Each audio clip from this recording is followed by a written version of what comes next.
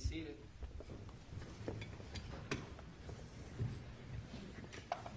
We're going to go on the record. It is March 20th, 2026. This is case number 251-401-132, State of Utah versus Sundwall. Welcome back, everybody. Ladies and gentlemen of the jury. We ready to get started, counsel? We are, Your Honor. Defense calls Dr. Kyle Hancock.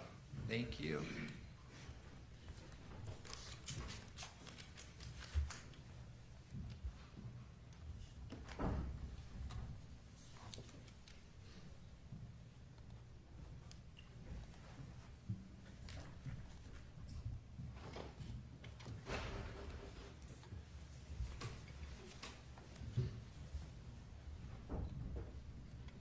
Good morning. Please come forward. Come up here near the clerk and we'll get you sworn in. You do solemnly swear the testimony you shall give in the case now before the court will be the truth, the whole truth, and nothing but the truth, so help you God. Yes. Thank you. Come on up and have a seat.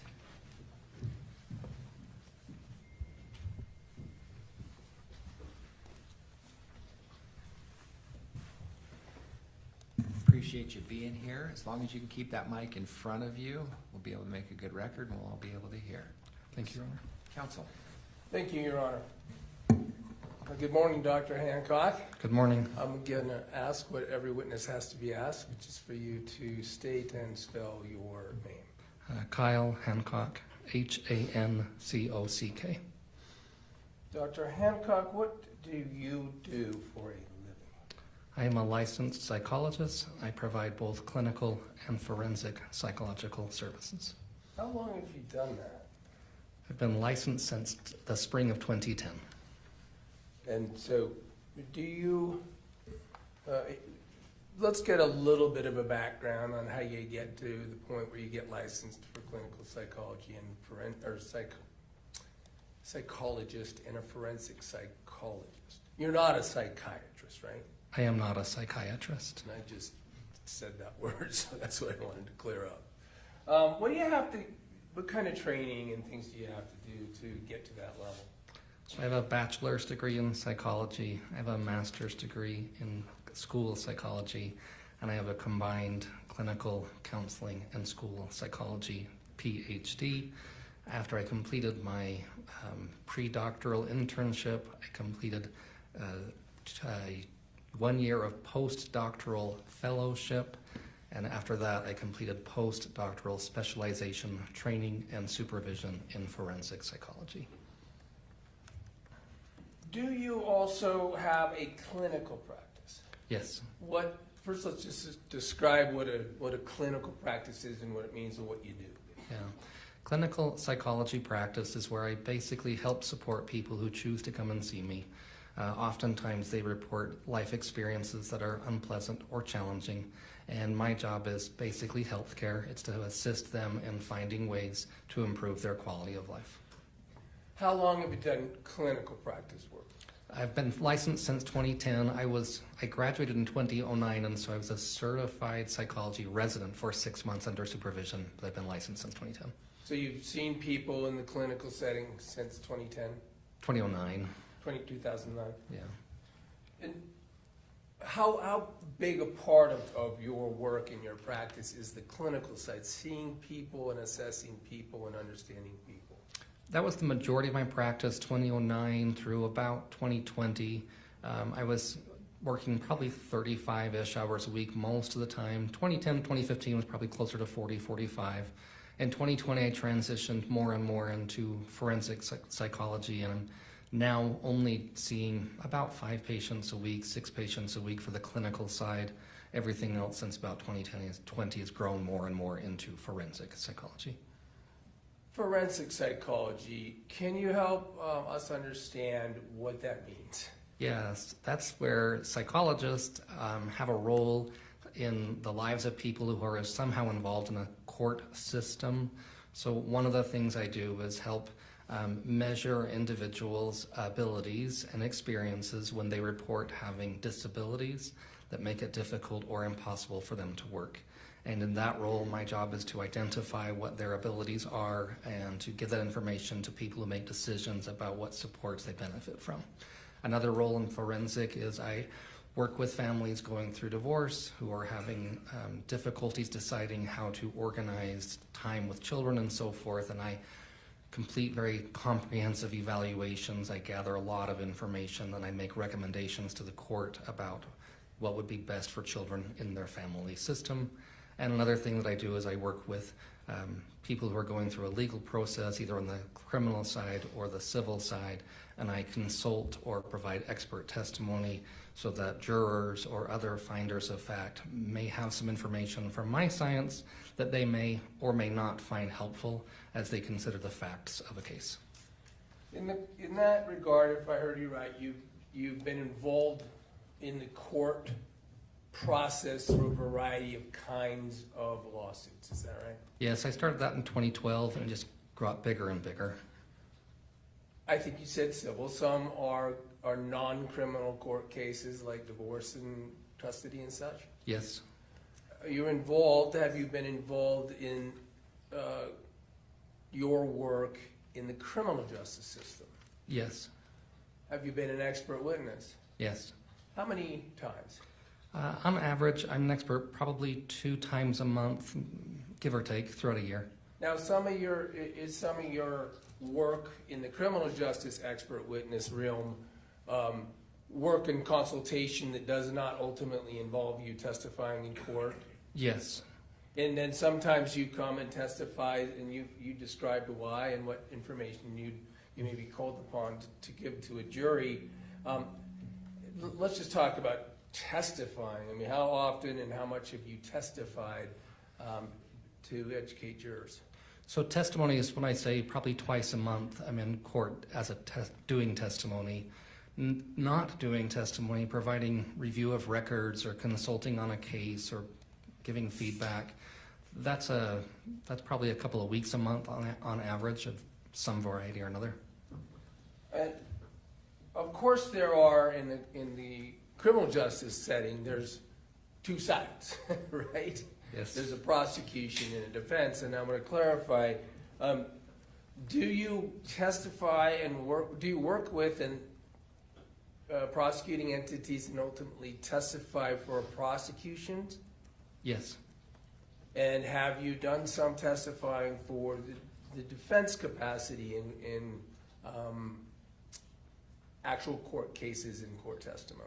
Yes. Let's talk about comparing how often you are asked to do that for either side. What is sort of the percentage of times that you're on the witness stand for the prosecution? Where I'm actually sharing testimony, that's probably about 25% defense and 75% prosecution in the last year. From 2018 to 2022 was probably closer to 90% prosecution, 10% defense through those years where I was sharing testimony. Where's your practice? In Logan, Utah. Do you work around the state in this capacity? In other words, you said you gave those percentages for testifying for the prosecution. Are those a variety of jurisdictions? Yes, so as far north as Logan, I've gone to Idaho a couple of times. I've gone as far south as Fillmore, I think it's Millard County.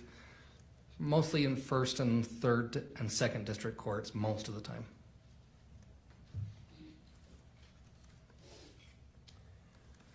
Let's get to what I've asked you to do. Obviously been hired by me on behalf of Ms. Sundwall, right? Yes. And I asked you in the capacity that you just described to do your best to assess, you may have to repeat it, but assess the sorts of information that you may consult on with the facts and persons involved in the present case. Yes, that's what I was asked to do. All right, and to ask you to do that, you got, did I provide materials to you? Yes. Now, let's get to that so we know what you've used. The jury, the participants at this point in the trial are pretty aware of some of the kinds of information and communications. Were you given access to police reports?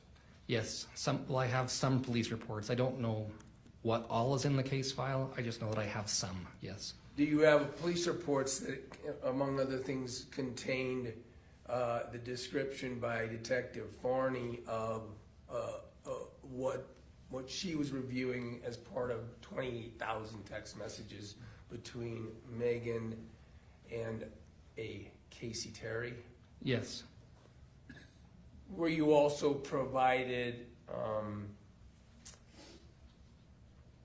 bundles and groups of emails and text communications and other data from phone downloads by the defense? yes, And some of that was it even greater and different than what was put in by Detective Farney into her actual report? I believe so, yes. It was a high volume of communications. You didn't receive 28,000. I don't believe that was the number, but it was thousands of pages. Okay. Did you review that information? I did, yes. No, you said of course you don't know if there's reports that you didn't get, because Yes, is it fair that you rely on the defense to give you what's called discovery materials? yes, I receive information, I review that information and provide consultation feedback on the data I receive. Was that part of doing that? Was it by sharing links with? Let me ask you. I'm not sure it's clear yet. As a forensic psychologist, and in this capacity we talked about in the criminal justice system, do you know what discovery materials are? Yes. Tell the jury what discovery materials are. What I meant by that. It's information that's obtained through the course of an investigation involving an alleged crime that's utilized as part of the judicial process, bringing about charges and then having those charges going through a judicial process. Who provides discovery in a criminal case? The investigators, so typically the prosecution's service team. So the prosecution gives the discovery, and then were you provided these materials, these thousands of pages, by means of even links to platforms like OneDrive that we use? Yes. And you said that included police reports, including did it include a 444-page report that was prepared by Detective Farney? Yes. It's 400 and something pages, so I'm assuming that's the one. Okay. Did you also receive some transcripts from prior court proceeding? Yes, I did.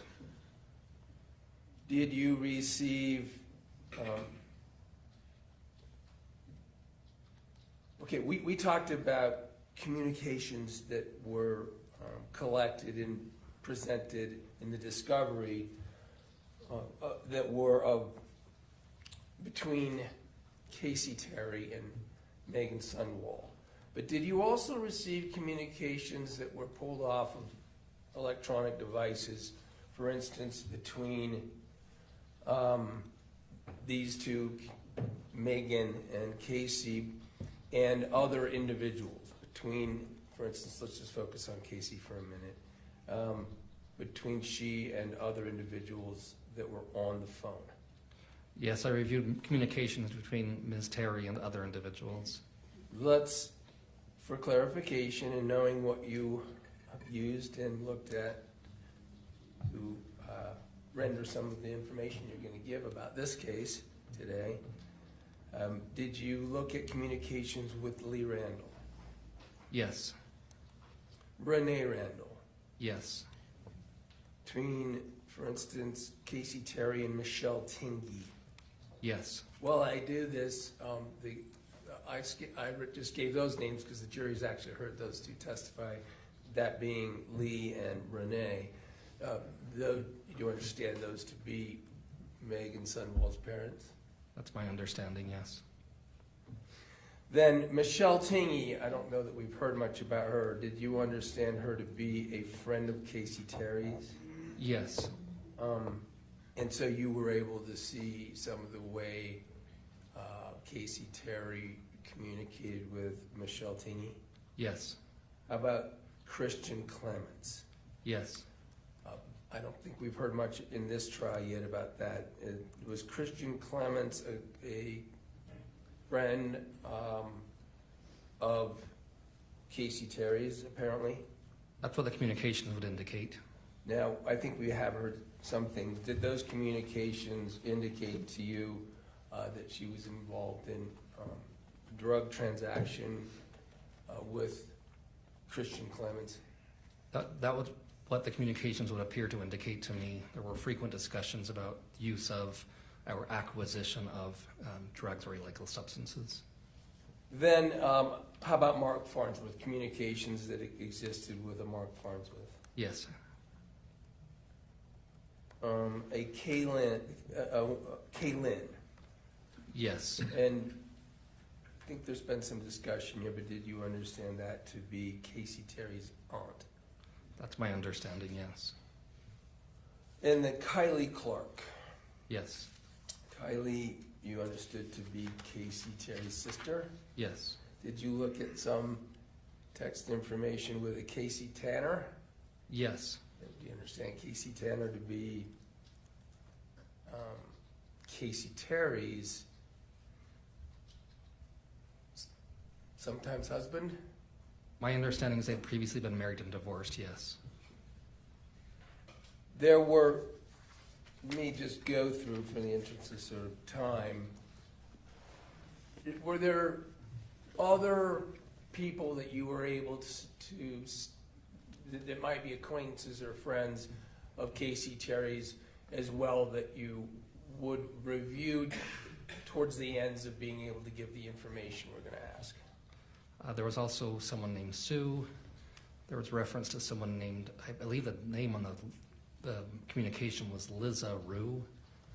And there may have been others. There was a Ty Wendell. Was Ty Wendell also someone sort of was in the loop with the Christian Clements and that sort of? There was a reference to that person, if my memory is correct, in the communications I reviewed, yes. And last, a Kevin Story. Yes, I do remember that name. And did you understand from those communications that'd be another friend of Kacee's? My understanding there were some kind of associates, friends of some variety, was what it appeared to be from the communications. Okay. You let me know if there's some materials that I haven't referenced yet that ultimately were part of, important to, or relevant to the work you did. But I'm going to move to that, move to some of the things. Were you asked to, in your capacity, review, investigate, and well, let's talk about this. Let me talk about it generally. Were you asked to contemplate the subject of suicide? Yes, I was asked to testify about my understanding of the science associated with people who choose to end their life by suicide or engage in suicidal behaviors. Then let's start with that general subject. You said choose to end their life or engage in behaviors related to that topic. Can you unpack suicide a little bit from your expert? And by the way, here's one thing I didn't do. Do you read and train yourself with studies? Yes, I review research articles designed to communicate information to professionals and scientists in my world. I don't enjoy doing research. I don't publish research. It's not my preference. However, I stay up to date regularly. In order to maintain my license, I have to complete 48 hours of formal education every 2 years, and every 2 years I must demonstrate specific education in the field of suicidology, is what we call it in my science. Suicidology. So, and you, by leaving out the fact that you use all these materials and stay up, are those peer-reviewed articles and research studies that you're talking about? Yes, I rely upon empirical articles from peer-reviewed journals. And I guess I'll ask you, what does peer-reviewed mean? So it means that a scientist conducts research. He submits or she submits that research paper to a journal, and then there are a group of additional scientists who do not know the author, and they review that author's work for, I don't want to say legitimacy, scientific rigor. How well was it performed? How well was it designed? Did it follow the appropriate standards of practice, etc.? And then that panel of scientists give information and feedback to the original author, who then gets to review the article and resubmit it. Almost always is the process. It's kind of a checks and balances to ensure the information being published would meet the appropriate scientific rigor to assist individuals who are looking for scientific information. Thank you. You're welcome. So we'll return now to, you already said you had actually, the training includes the subject you indicated of suicidology. Is there study and training and writing and empirical research on that? Yes, substantial amounts. Has it been something that's built, existed for a long time? For decades, scientists have looked at the factors associated with life events and decision-making processes and feeling states and other variables that have been associated or linked in a scientific way to individuals who either end their lives by suicide or who attempt to end their lives by suicide or engage in behaviors that we call sometimes parasuicidal or quasi-suicidal behaviors.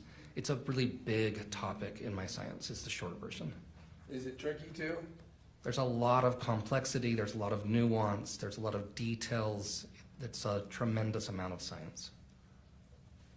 So let's talk about people who may end their lives, that aspect of it.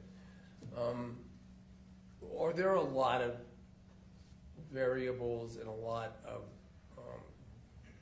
different circumstances that apply to that end-of-life desire or that kind of suicide? Yes. That might have been a terrible question, so I'm going to let you speak instead of me speaking. But that you said that's about people who actually succeed.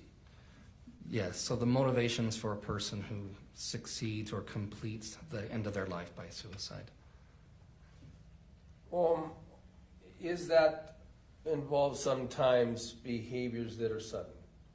So a really simple dichotomy is we have some individuals who complete suicide after an impulsive decision. A common example is a major life event, a divorce, a loss of a child, a loss of employment, something similar that's a very out of the ordinary, overwhelming experience.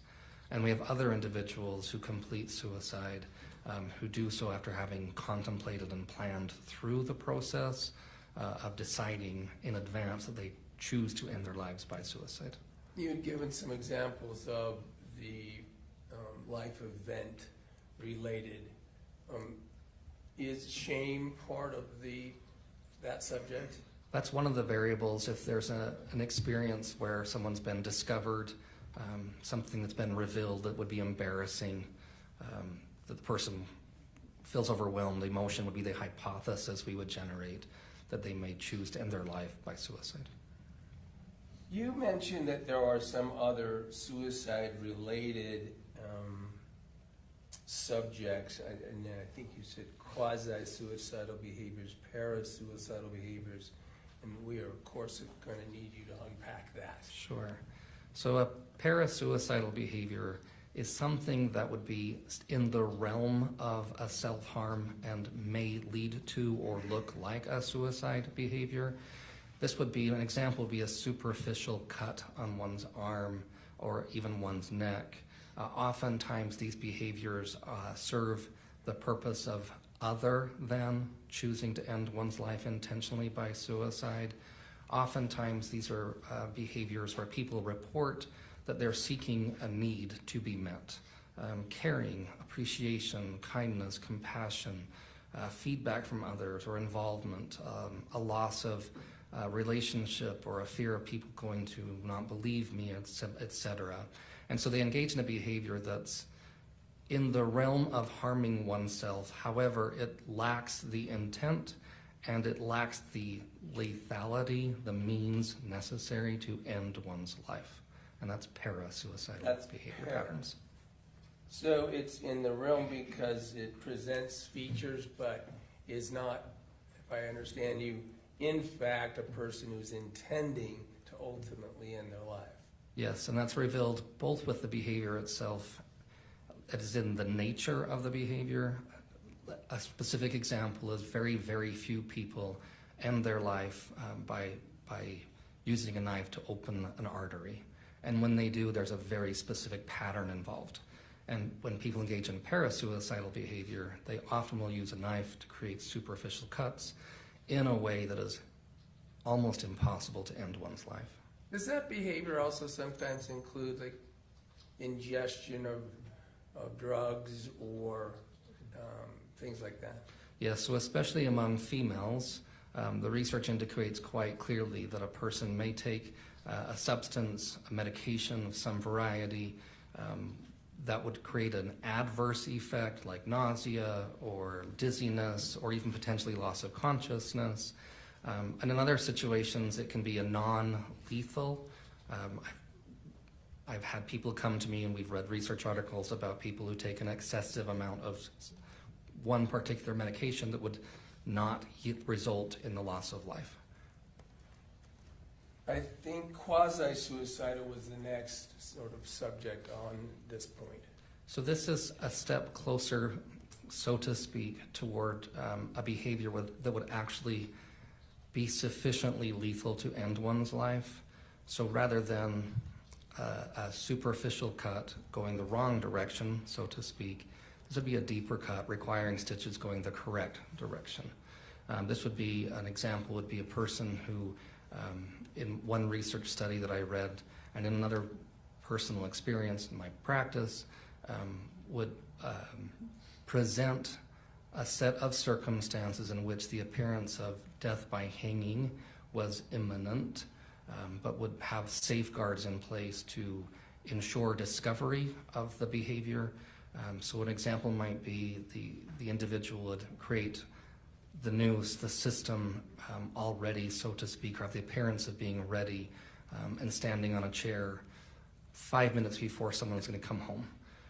And again, the danger here is that individuals engaged in this quasi-suicidal behavior typically are not, well, the research tells us they're not typically motivated to end their lives. They're typically motivated by other variables, but the behavior itself poses a much greater risk of lethality because the method they're using, if not intervened or managed appropriately, could result in the loss of life.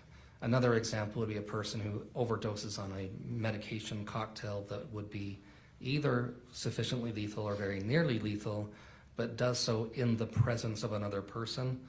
I've had experiences where a person, for example, came into the kitchen and in front of a spouse or another adult living roommate consumes medication with a very high prediction that the other individual will intervene and will rescue the person. So they are presenting much more dangerous and lethal features, but they still, if I understand you, are not actually intending to end their life. That's what the research tells us, that these individuals who survive these attempts describe experiences, and again it ranges, but oftentimes it's overwhelming emotions, it's difficult life circumstances, and they're typically seeking a motivation or an outcome other than the loss of their life, the intentional loss of their life. Would it be fair to say when we're in that quasi-category then that their intent is to present the most lethal seeming circumstances to convince the other or others that it's real? Yes. So the way the science would describe it is these are individuals who are coping with something so powerful that they're resorting to coping strategies that are clearly, from a healthy perspective, dangerous and problematic. However, when people feel that much overwhelmed and their life circumstances can become so painful and powerful, we as humans, we behave in ways that are irrational. We behave in ways that are mostly fueled by our feeling state rather than a logical, analytical process evaluating what is best for us. And so when people have these kinds of life events and these kinds of emotion, And it can be not just an in the moment experience, it can be a cumulative experience, things that have been happening for a very long time. Then they tend to engage in ways that are out of the ordinary. We do things when we have big emotions, all of us, that we later look at and think, why did I do that?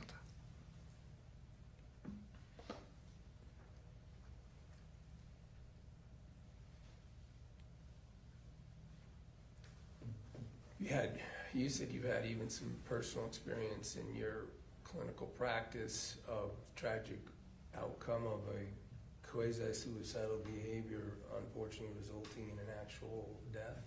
Yes. And I'm not saying that's all you know about the subject, but as an example, one of your patients, Yes. just really briefly describe how that, it was an articulation of the things that you've just described in general. It's happened twice in my career, that particular experience set. In one circumstance, it was a person who, the information I had in my role as a clinical psychologist was that my patient expected for an adult to return home at 5 p.m. And she had experienced a wide range of powerful life events and emotions. She had engaged in parasuicidal behavior for a very long time, and had received some unpleasant and painful feedback. People communicated to her that they were frustrated, discouraged, exhausted, tired. There was discussion about the end of the relationships. It was a very difficult time, and she engaged in a behavior that she could have been rescued had the person arrived home at 5, but they were stuck in traffic and were unable to arrive until such time that the result of her behavior was the loss of her life. Was her behavior, is that the patient who used a hanging behavior? This was a person, in this instance, who consumed a range of medications that she had stockpiled. So she had utilized that method, your opinion as her doctor was, as yet another quasi-suicidal event, but unfortunately she wasn't discovered in time. That was my opinion as a clinical psychologist offering assistance to the family who survived her. Yes. I want to move now to a different subject that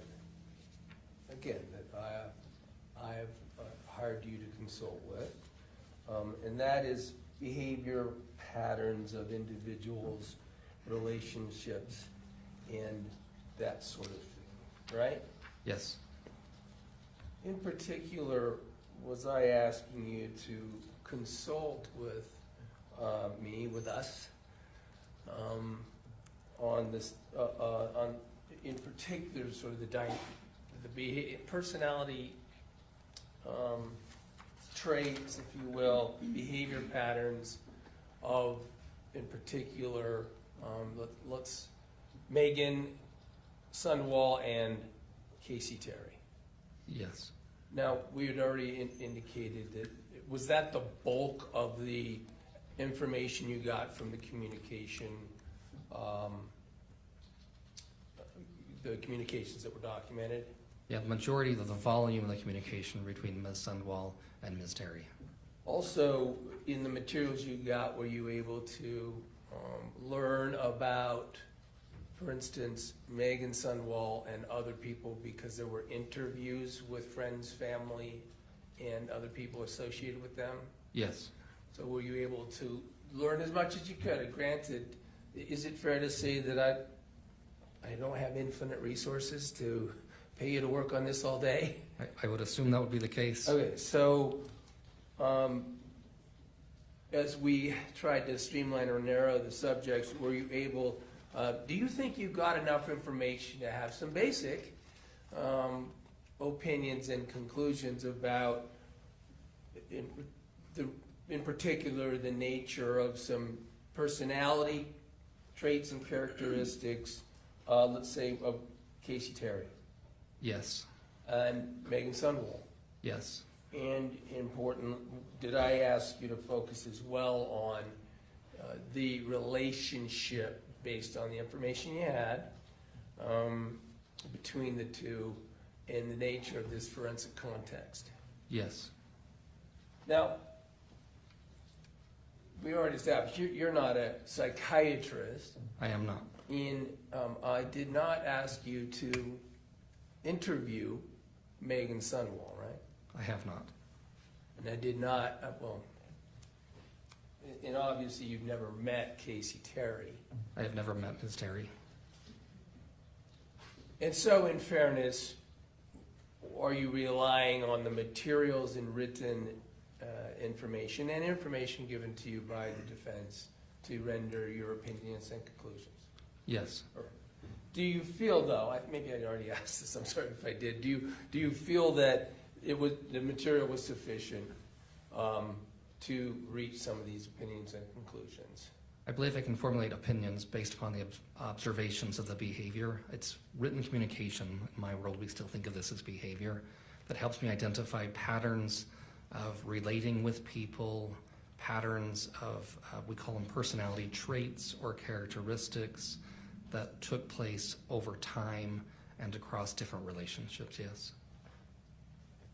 What did you, describe some of the things that you observed in that regard about Kacee Terry? One of the things that stood out was that Ms. Terry's communications very frequently presented what in my science we would think of as crisis cries or crisis communications. Very frequently the behavior pattern would be kind of common, typical chit-chat communication, and then very frequently information of a very substantial nature. Medical events that are really hard, painful to hear. Like, for example, communication of cancer diagnoses or broken bones or in several instances, modifications or enhancement, so to speak, of a previous diagnosis, involvement with very different patterns of interest depending on the person with whom she was interacting. It was very frequent that with interactions specifically with person A, for example, specifically with Ms. Sundwall, her communication patterns were starkly different from her communication patterns with Ms. Michelle Teamy, among others. And so one of the patterns I observed was Ms. Terry's communications indicated that she presented herself and her interests and her opinions in substantially and markedly different manners to different persons in her life. That very, very frequently, Ms. Terry's communications were contradictory between the parties with whom she was communicating, where she would communicate one set of information, again, just as an example, to Ms. Sundwall, and an entirely different set of communications to Ms. Kacee Clark, as an example. And I'm going to introduce the word splitting and then ask you what that means to you or your science.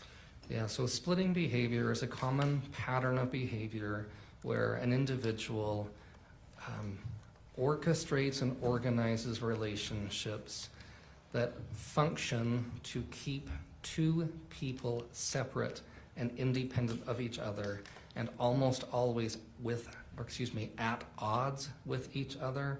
So the record that I reviewed in this case indicated quite clearly, just as one simple example, Ms. Terry communicated repeatedly to Ms. Sundwall that her relationship with her sister, Ms. Clark, was very problematic, was very hurtful, that was very, very caustic. However, she also communicated the exact opposite to Ms. Clark.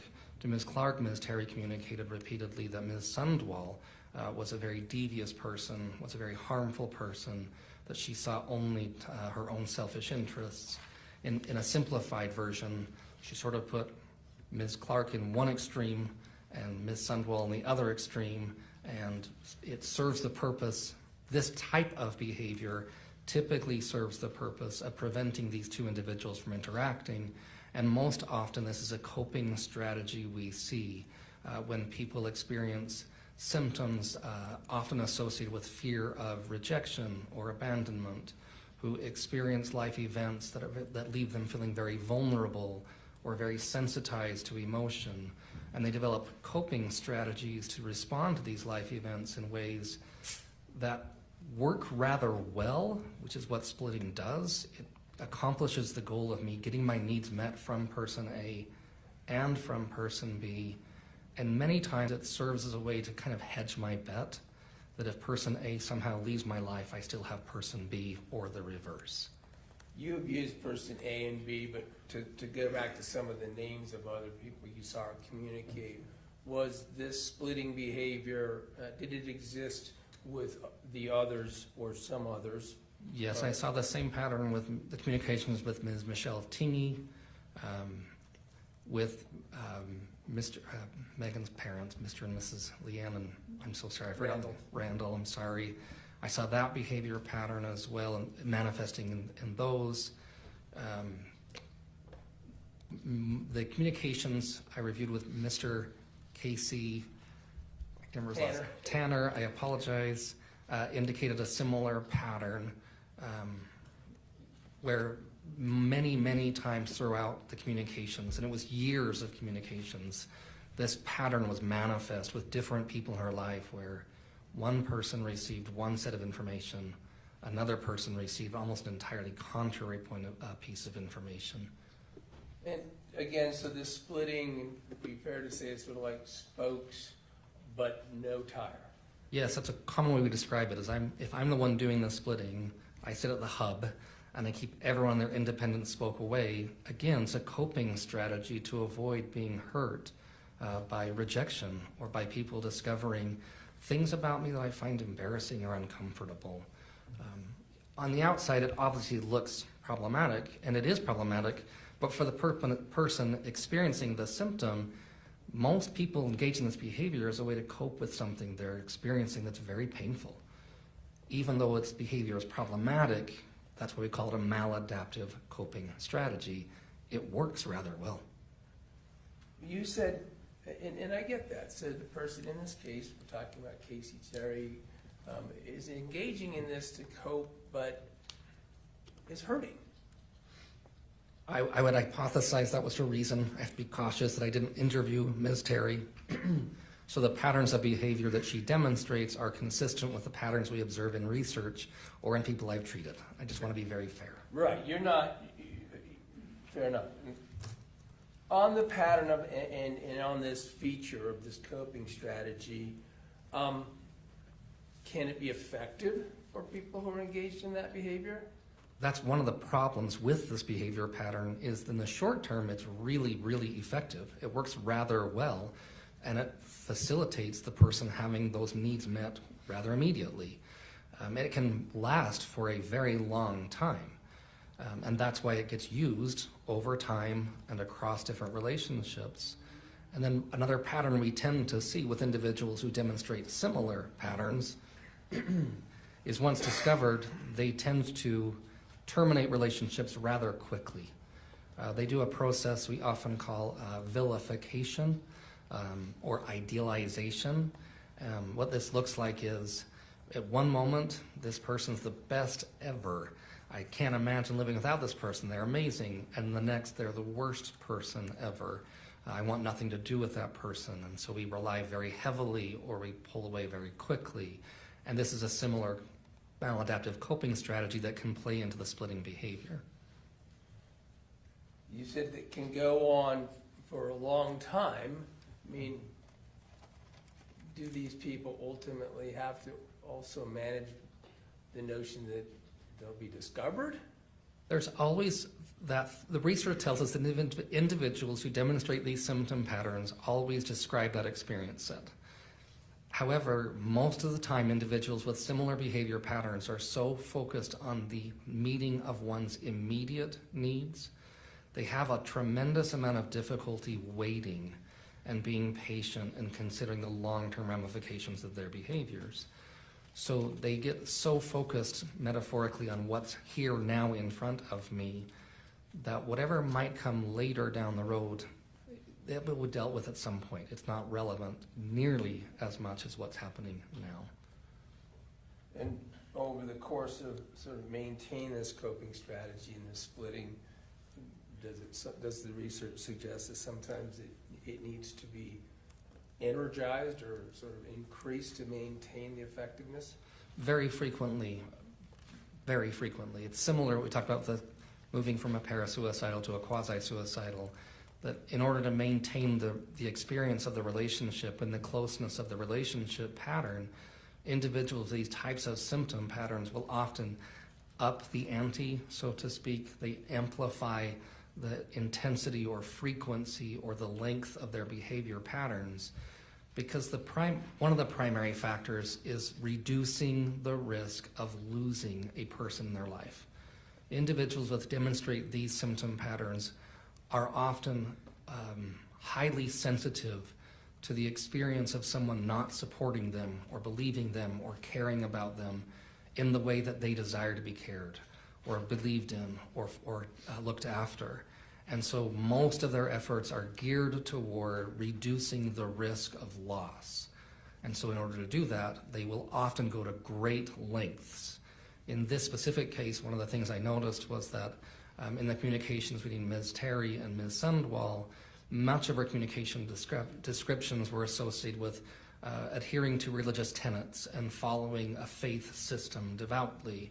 And then with her conversations with other individuals, it would be engaged in behavior that would be inconsistent, at least with my understanding of those religious tenets, using substances, seeking out substances, language that would be coarse by its nature and not typically consistent, at least with my understanding of those same religious beliefs.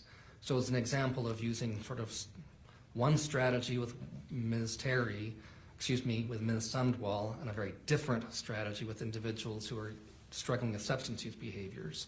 And that's very typical. Sometimes we call this being the social chameleon, where the individual modify their preferences, opinions, taste, ways of talking or dressing in order to increase their appeal to the person they're currently interacting with. Now, in order to be, to get this maladaptive need, satisfy this need, did people of this sort need to be effective? Do they need to be believed? Well, basically, yes, right? Because they're seeking to maintain their relationship at very high cost or with minimum understanding of or maybe appreciation for the costs associated with seeking to maintain that relationship. In a simple way, they want to be believed and trusted and loved. Is it then, as the relationships that feed this need in the different ways and get the attention,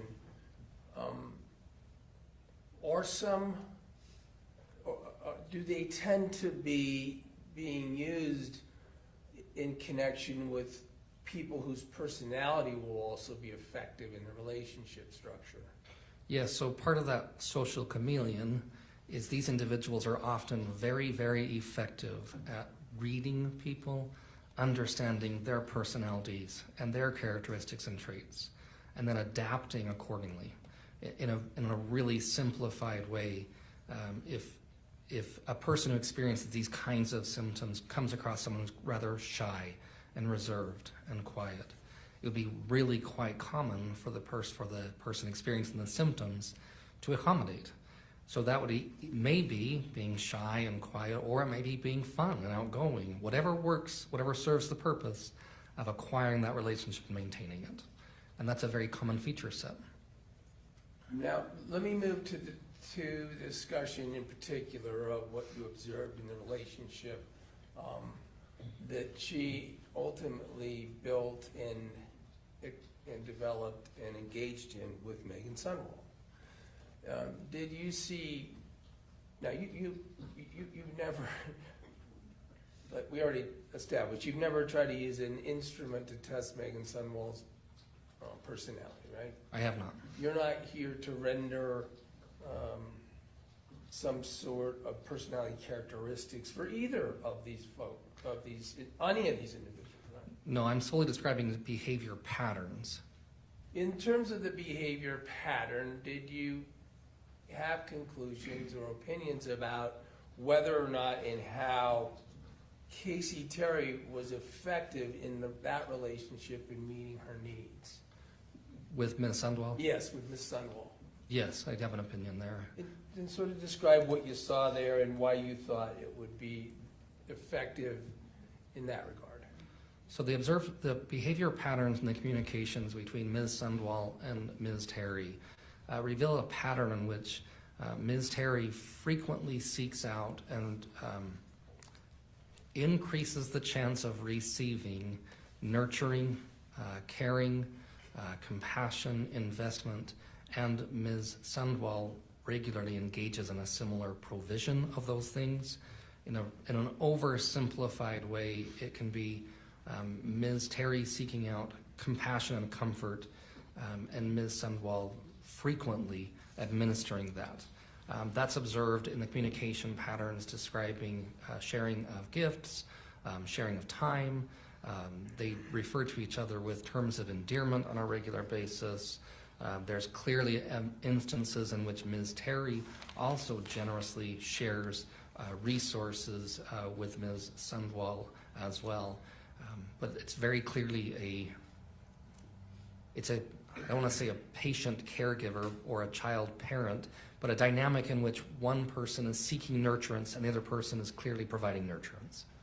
Now, are there, let's just go ahead and focus on that relationship. Are there features that you saw in that relationship that would explain, why do people in Meggan Sundwall's position in that kind of relationship, what do they get? What do they commonly bring to the relationship, and how do they behave? So individuals who have a high degree of nurturance or caring or patience or gentleness or tenderness often receive intrinsic benefit and reward. So the research would say individuals in my science, mental health, excuse me, in nursing in particular, and palliative care, things of this nature, they often describe experiences of personal reward and value in being part of what helps and supports people. In fact, one common theme in our training in clinical psychology and social work and nursing and so forth is the idea that we take our patients' experience as their experience of reality and truth. And my job as a clinical psychologist is to listen to my patient's story, seek to understand their story from their point of view, and to really basically assume that what they're sharing with me is a reflection of their real life. I'm not an investigator, I'm not a fact finder, and it's quite rewarding to be a part of that relationship of seeing people grow and receiving feedback of being someone who's involved in supporting and assisting and helping. There's a lot of reward for people with those kinds of characteristics that comes from being involved. The other part of the pattern is that individuals who demonstrate symptoms similar to the ones I observed in Ms. Terry are very, very adept at giving that feedback and giving that information. One of the things I always tell my trainees is the moment your patient tells you the best thing ever, and there's never been a smarter therapist in the universe than you, is to really be careful with what we as the therapists do with that information. Because if we start to believe that, it impairs our capacity to engage in healthcare. That's why they do that behavior patterns, because it rewards us. Do someone in the position, for instance, we're talking about the relationship that involved Meggan Sundwall, in that dynamic,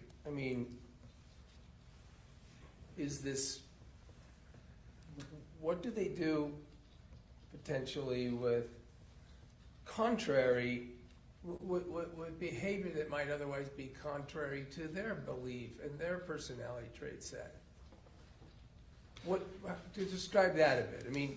How do they act sometimes that might be contrary to even to what they're otherwise have as a personality and a value set.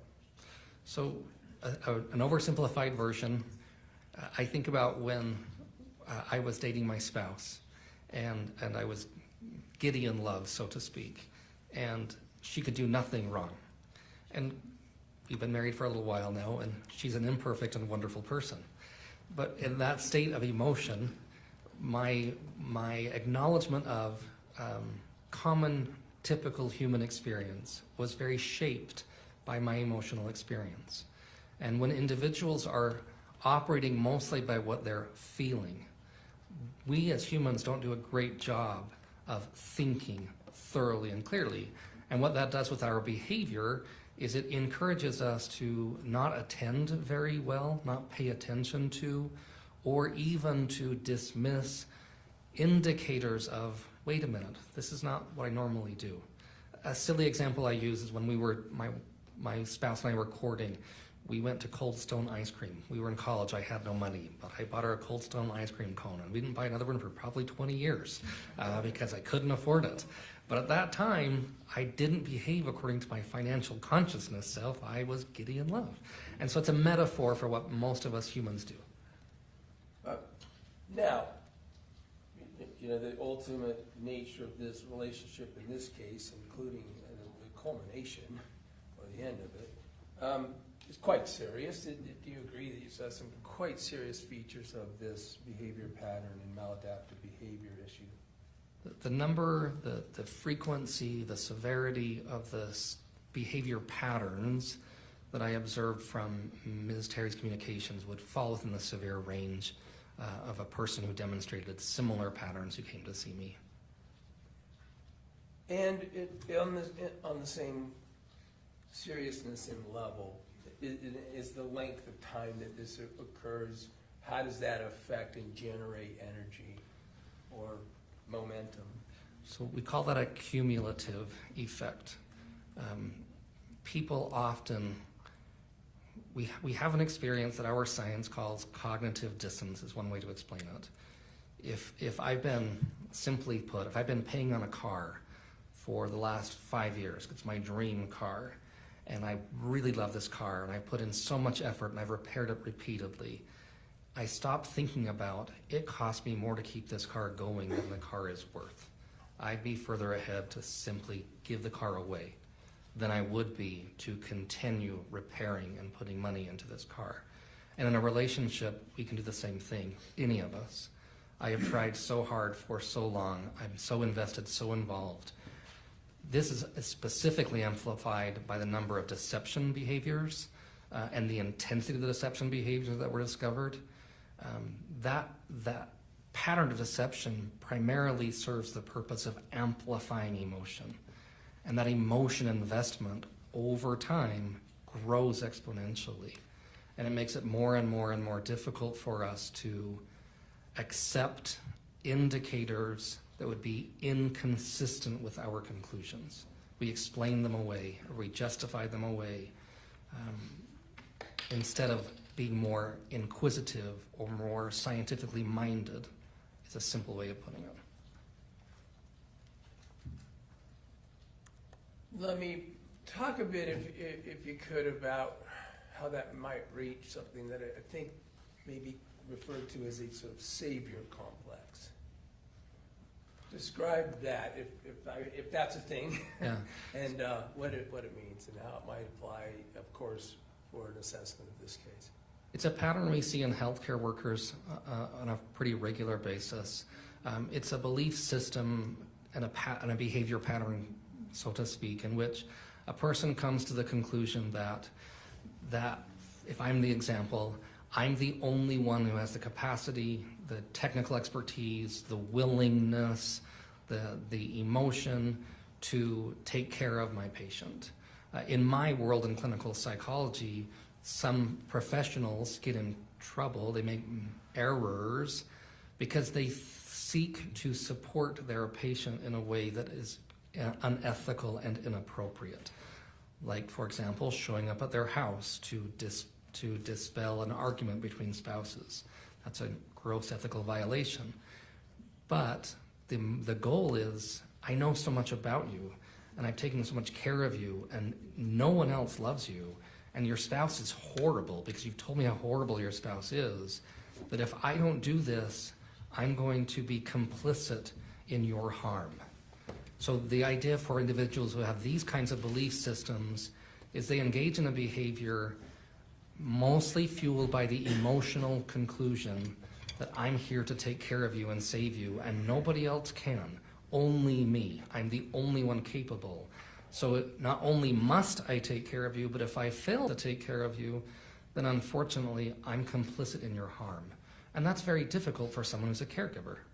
Now, in this particular case, the subject between these two individuals was less palliative and more confederate in the actual suicide aspect. Is that correct? That's my understanding from the communications. And how would that play? And that seems, talk about counterintuitive. How is it, this relationship and this desire to feel like I'm the only one that can be with you, how does that, how can that be consistent with the confederacy of the suicide ideal that Kacee Terry, was involved in Kacee Terry's constant communications? So in patterns for other individuals, what people describe is that the purpose of the suicide behavior is a relief. It's the removal of the pain.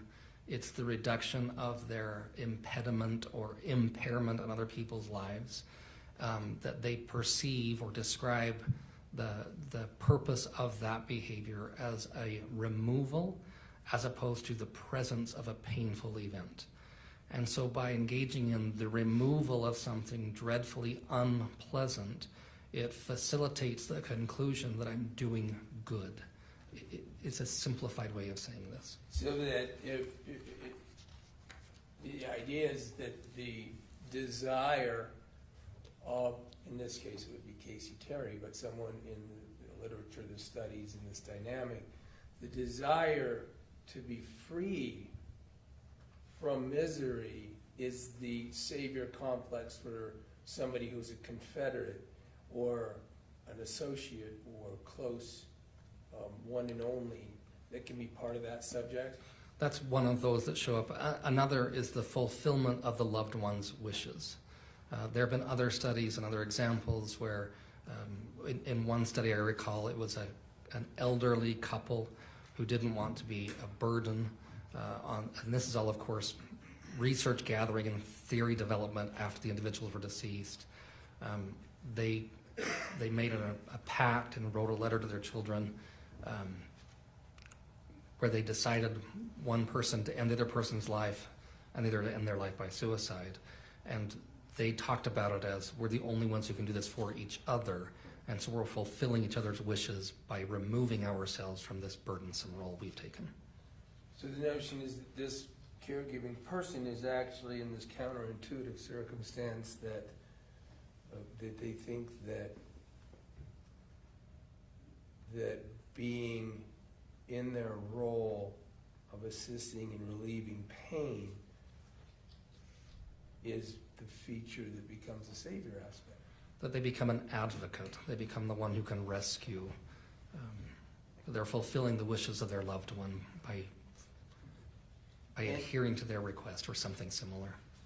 And so to bring this kind of full circle to the notion of quasi-suicide, you've described that somebody in the quasi-suicide circumstances is certainly trying to be convincing. Generally speaking, that's what we would assume, is that they've increased the intensity or the lethality of the behavior that would be closer to an unintentional loss of life by suicide or an unintentional loss of life. And that the end of the loss of life is the relief that the other person in this codependent relationship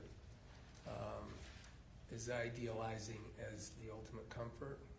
That's often what people report and describe, is that they're seeking to remove the pain, remove the distress by adhering to the person's stated wishes as they understood it.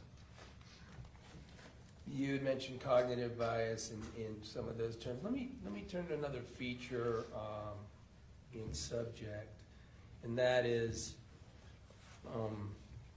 confirmation bias. Can you tell jury a little bit about that and what that means and how it's featured in human behavior? Yeah, so confirmation bias is something that our science has known about for decades. It happens to all humans to one degree or another. This is a process in which a person comes to a conclusion and they hold to that conclusion dearly. And while holding that conclusion, they actively seek out information to support their belief or conclusion. And at the very same time, they actively avoid gathering information that would contradict their conclusion, or they find ways to discredit other information. The simple way of thinking of this is sort of like having blinders on. I receive and hold on to this data set, and I keep this belief so doggedly tight to me, and anything that would potentially disagree with it, I have to get rid of, I have to explain away, I can't tolerate. Now, can this be, I mean, is it a human feature no matter what positions people are? Yeah, all of us humans do. All of us do it, is that right? And did that feature play in as you were assessing the relationship between Meggan Sundwall and Kacee Terry? I think there's a very high risk of that happening because it's an internal event. I use behaviors to make inferences about the probability of it happening, and I think there's a high risk that it occurred, yes. Then, but this can also, let's talk about the medical field. I mean, isn't it, is confirmation bias studied? Extensively, yes. For how long? I believe the first was in 1956 or 8. I'm not positive, but it's been studied extensively. And there are other like associated elements, but that big broad category. Medicine's trained on it repeatedly and repletely because unfortunately throughout medical history, a surgeon, a physician can be so convinced she or he has the right diagnosis that they refuse to accept data that would contradict the diagnosis, even if it would promote the better health care of their patient. It's so common, in fact, that there's been documented loss of life for decades and decades due to not a lack of technical expertise, but a refusal to reconsider my, so to speak, theory or diagnosis or conclusion. And it appears to be something that would be problematic, for instance, in science in general, right? Very much so. There are famous examples. Again, in my science, there was a study once of postmortem brains that was very much replete with this problem that was later thoroughly and exhaustively debunked. Another study involving medication in 2003. There have been tremendous amounts of studies where this has actually shown up and caused overwhelming harm. Is it correct that these studies have, so the goal is to do it, you can, in science and in medicine, to identify it and minimize it. Is that fair? Yeah, so an example is in my role, I always keep a decision tree in front of me when I'm doing my evaluation cases, and I always intentionally make a hypothesis, a scientific guess, and I look for information to support that guess, and then I actively look for and ask colleagues about information that would contradict the conclusion I've come to, so that I'm reducing my risk of engaging in that bias, especially when my role involves making recommendations for vulnerable people. Is it true also in other professions and occupations, or sensitive especially to trying to deal with confirmation bias? That's my understanding. I knew there was a company at one point that actually had a copyright to show a video of the Challenger disaster, the Challenger shuttle disaster, and trained major corporations to avoid engaging in this confirmation bias and groupthink behavior pattern. Does that exist in connection with the law enforcement? That is my understanding. I don't have an expertise in law enforcement psychology, but my understanding is that there are trainings that are designed and promoted to support an understanding of and a reduction of the use or the impact, of confirmation bias. I would like to turn to another subject, and that could be featured in the present case, especially with regard to how one might react in this particular case, for instance, Meggan Sundwall, to a crisis that they may fear. Describe what the human experience of panic is. Yeah, so a really simple way of thinking of our brain is that we survive first, and then we feel, and then we think. And when we are confronted with something that causes a lot of unpleasant emotion like panic, that happens at the second stage of our brain, and we tend not to think very thoroughly or effectively. And then our behavior tends to become less organized or productive or less effective. A super simple example, I'm terrified of spiders, and my family laughs at me all the time because if I see a spider, I run and I scream and I act in a way that's really embarrassing to me. And that's a really simple example of when we are faced with something that causes a lot of panic. Most of us have a reaction that's more associated with make that go away, and we don't typically think through a logical analysis of what am I doing, what will happen when I do this, what will the impact be. It's a pretty common human experience. And can that human experience, is it fueled by emotion? Yes, very much so. To the point, like, for example, emergency responders, they go through part of their training is to recognize that common human experience of panic or revulsion, and they have to be able to think through the process so that they don't react with that emotion and run away from someone who needs support and help. But there are loads of other examples, but that's a simplified way of saying it. And if I understand you, then this is a response to a serious threat that the individual is feeling? Certainly, the more we see something as a threat, then that emotion becomes even more basic, and that emotion can then start to move us toward, I need to survive. An extreme example is if I was on a walk and saw a bear, there's a part of my brain that's going to say, just get out of here, just get safe. It will be accompanied by an enormous amount of emotion, because emotion is designed to motivate our behavior, and it's also designed to tell us what will most likely lead to a successful short-term outcome. Get away from the bear, run like mad. That's what would happen basically. In a human circumstance, can that be a feature that can last over a period of time? Especially if it's an unpleasant but not immediately threatening thing. Again, simple examples of pacing back and forth, worrying about, did I make a mistake? I've got to go see my boss tomorrow. What is she going to say to me? What's going to be wrong? I've got to take my exam tomorrow. Oh my goodness, I'm really stressed and worried about that. And I'm not eating, and I'm not really kind to my family, and I'm feeling overwhelmed, and I'm putting things in the garbage can that should have gone to the fridge, and all sorts of things, because our behavior becomes less purposeful and organized the more our emotion builds, and the longer that emotion lasts, the less effectively we tend to think and behave. Does that, if I understand you, then sometimes relate to panic over a future threat? Oh, certainly. Yes, because that anxiety about what could happen, again, back to my simple example, what if I fail my exam? I've gone to all this school, it will all be for nothing. I put my family in an impossible position. My personal experience was pacing back and forth instead of sleeping, which would have been a wiser choice before taking the exam.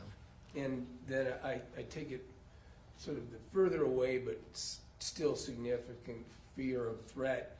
You're in the behavioral portion of your panic reaction because of the future threat, even if the future threat may be days, weeks away. Yep, get rid of it. Make it go away. Do what I can to reduce the risk. And I'm just one moment.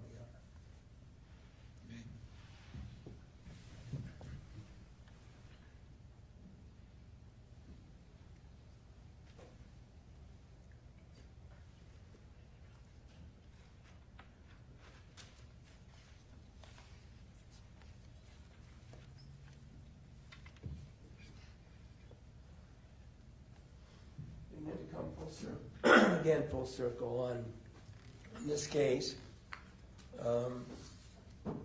In what you did, you had talked about, you had reviewed these communications, and it might have been completely clear that communications were reviewed between Kacee Terry and a variety of other individuals, including especially, of course, Meggan Sundwall, right? That's correct. But you were able to review communications as well between Meggan Sundwall and other people in her life. Yes, that's also correct. Thank you. Welcome. I have no further questions. Pass the witness. Thank you. State wish to cross. Yes, Excuse me. Oh, yes.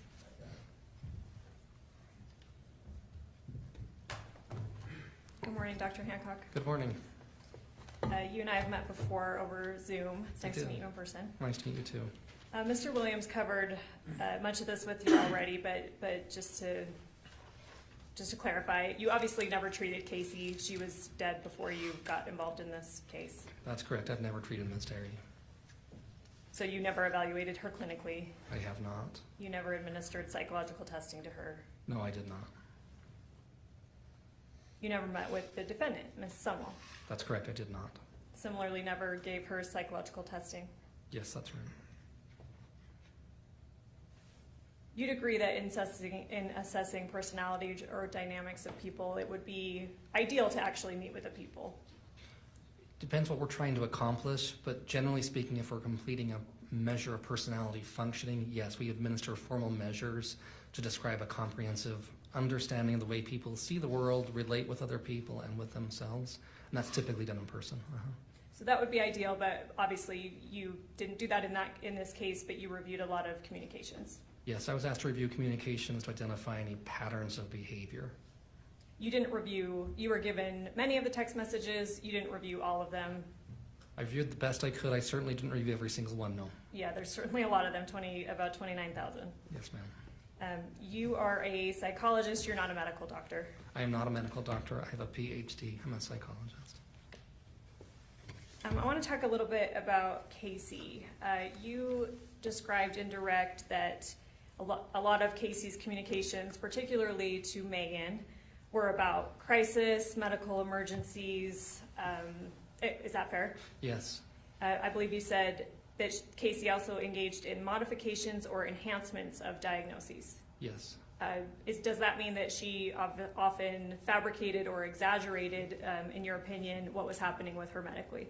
Yeah, she would start with like a diagnosis of cancer, for example, and would report later it's now spread or it's now gone from one part of my body to another. So yes, a progression or amplification. And you're aware that she, in fact, didn't even have cancer.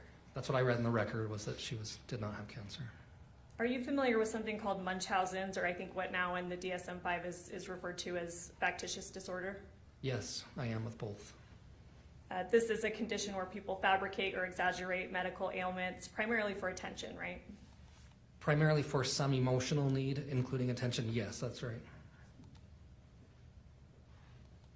You mentioned that Kacee's communications with people other than Meggan were often very contradictory to what she's telling Meggan, right? Yes, yes. I believe you mentioned Michelle and Kylie in particular. Kacee did not have a pattern of telling those people these detailed, exaggerated medical stories that she's telling Meggan. If my memory is correct, she shared medical history with Ms. Teamy and I believe other individuals as well in her communications. My memory is that there was communication that she'd been diagnosed with cancer, that she'd broken a leg. There were some others similar to that, is my memory. Fair enough. So she does talk to them about maybe some medical conditions that, granted, yeah, we all know that cancer is false, so she is lying to them to some degree.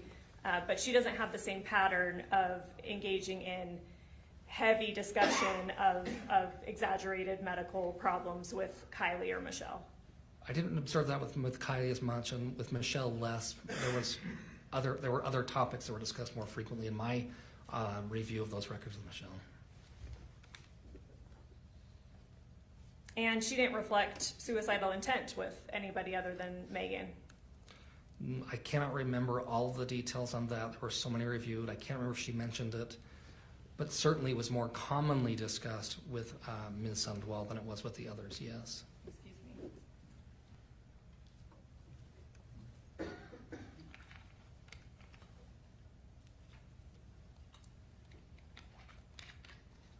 And you said that Kacee's pattern is consistent with somebody that has a fear of rejection or abandonment.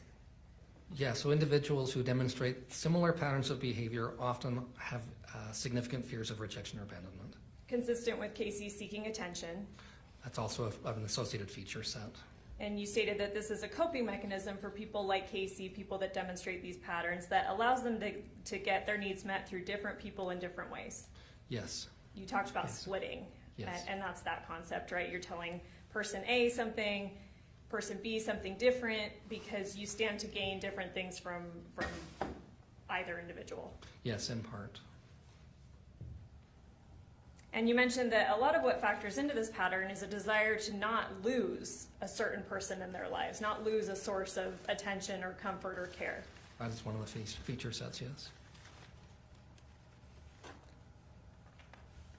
Would it be fair to say that your review then would be consistent that Kacee's pattern is not wanting to lose Meggan in her life? I would say that the pattern would say she doesn't want to lose the role, the function, or the purpose of having people in her life, one of them being Ms. Sundwall, yes.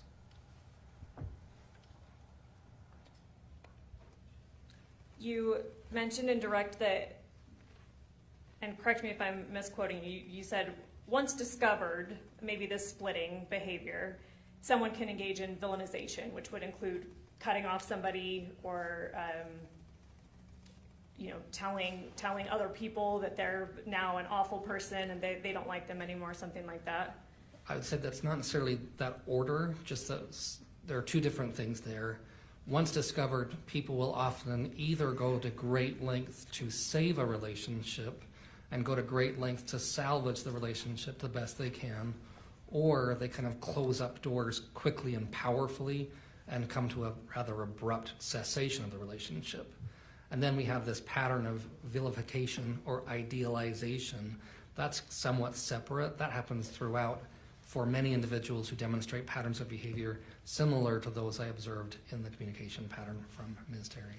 Okay, and that can help keep person A and person B in this splitting behavior separate so they don't communicate and learn the truth of what's happening, I guess. That can serve that purpose, yes. Nothing in what you reviewed indicates, though, that what Kacee is telling Meggan, these medical stories, that hasn't been discovered by other people. I'm not aware of that. Yes, I'm not aware of that. I want to talk about suicidal ideation versus suicidal completion. Okay. People can talk about suicide for years without actually completing suicide, right? That is correct. Suicidal ideation can be common in many mental health conditions. Yes. Talking about suicide does not mean a person will actually act on it. No.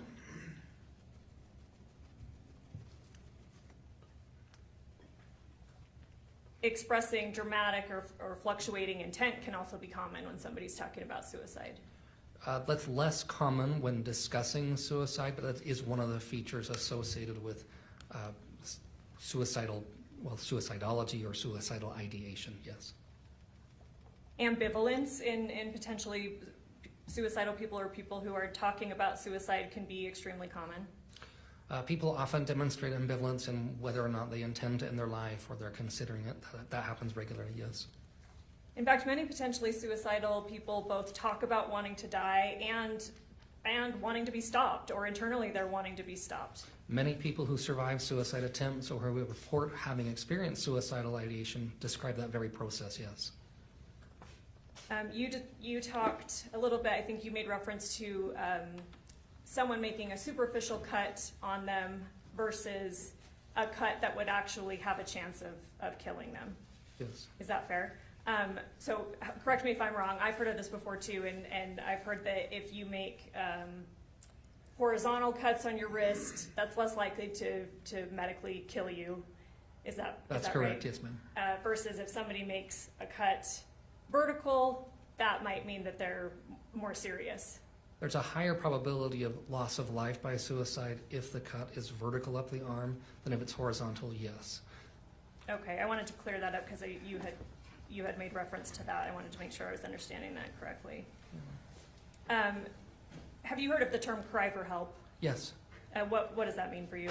Yeah, oftentimes that's a description people use when a person engages in a suicidal behavior or a parasuicidal behavior, and the purpose is to communicate to others, I need your support, I'm hurting, please assist me or take notice of me. It's a desire to have one's needs met, or a communication method, excuse me, to have one's needs met.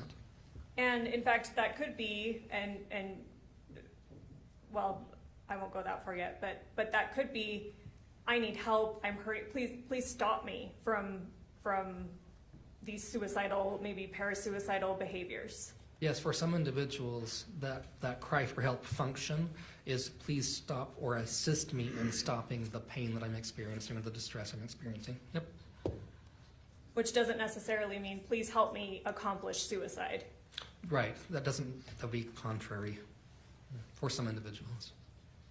You would agree that actual suicidal intention and completion would involve decisive, irreversible action. Successful completion can involve decisive, irreversible action intentionally, or it can be an unintentional, unpredicted outcome. Okay, fair enough. Some people who talk about suicide or have suicidal ideation may delay suicide. Yes, They may never act at all on suicidal ideation. that's correct. Yes. Some create excuses about not committing suicide yet. Yes. Some seek reassurance. Yes. Some test whether others will intervene. Yes. These kind of behaviors can indicate uncertainty about whether the person is actually serious about committing to suicide. Yes, they can. And like we covered, that those behaviors can indicate a desire to be stopped entirely from committing suicide. Yes, they can. We talked about parasuicidal and quasi-suicidal. You, I believe, indicated that some people pretend or engage in behavior that looks like they're suicidal even though they're actually not. Fair enough? Yes. These are often people who are seeking attention. Seeking one's needs being met is how I would say it. I don't want to be demeaning or pejorative to individuals who are hurting. Sure, yeah, and I don't mean to be either. I didn't think you did. Yes, and sorry about that. You did reference other things. So needs that they might be seeking to be met are care, support, compassion, comfort, those types of things. Attention, affection, yes. You'd agree this fits the pattern of Kacee? In part, yes. Would you agree that Kacee was a vulnerable person? I'm not from a legal standpoint, I'm not qualified for that. From an emotional standpoint, I would say that the behavior patterns demonstrated are very common among individuals who experience a wide range of intense emotion that would increase their risk to being very sensitized to painful emotion and to seeking behaviors to accommodate those emotions that most people sort of in the lay public would think of as probably inappropriate, problematic, probably hurtful. And some people may take advantage of that kind of person. Yes, that's an increased risk. You talked about, so you reviewed a large number of communications between Meggan and Kacee. We've covered that. I believe on direct, Mr. Williams asked you that Meggan pretty regularly provided nurturing to Kacee. Yes. And in fact, she never confronted Kacee on these fantastical stories that Kacee's telling her. If she did, I don't remember that happening. And Kacee is telling Meggan, again, you're not a medical doctor, but would you agree that much, if not most, of what Kacee is telling Meggan is not even medically realistic? That would be outside of the scope of my expertise, and so I would be cautious. I don't know. Okay. Would you agree that vitals that say something like heart rate is 6, temperature is 53, those are not consistent with life? As a lay person, that sounds very odd to me. Again, I don't have a technical expertise, but that would strike me as rather odd. Fair enough. A person, you said as a lay person, you're not medically trained. That would strike you as odd. You're aware that Meggan is medically trained? I am, She is a nurse, or Yes. was a nurse at the time. yes. We talked about what a person, in this dynamic, and obviously we're talking about Meggan and Kacee specifically, so a person in Meggan's position here, you said they often like to nurture. What they're getting out of this dynamic is they like to nurture. It can be rewarding to feel like they're assisting and helping. You mentioned a savior complex. They may engage in even unethical behavior because they believe they're the only one capable of helping this person, right? That's what the research tells us, yes. And you said that they do not want to be complicit in harming the person, the other person in the dynamic, excuse me.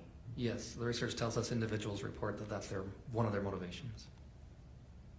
And Mr. Williams followed up with this with you, that harm in a context could mean a desire to be free from misery. I think I understood that correctly. Sorry, that was a bad question. May I ask? Someone in Meggan's position is doing their best to not harm Kacee, but harm might be considered her remaining in a miserable condition in life. Yes, that's what's described to us, yes. You mentioned that in a dynamic similar to Meggan and Kacee, that it would be important for Kacee to need to be believed, right?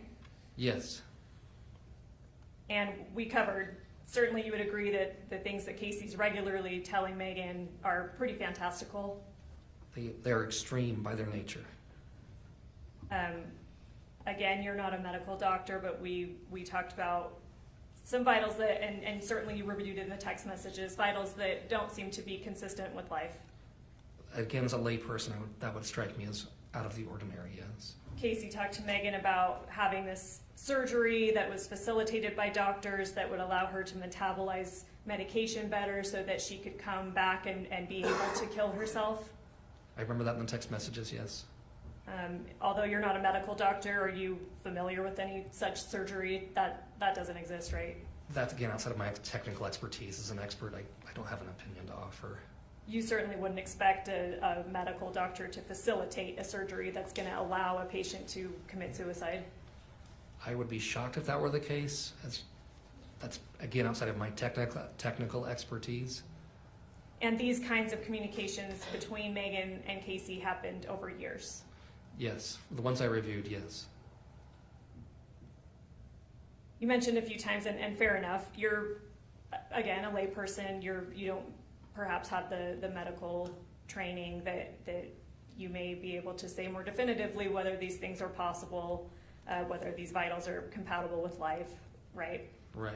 Again, Ms. Sundwall's a nurse, so she would be in a better position, medically speaking, to know that this information is not factual, I would assume so, yes. not consistent with medical knowledge.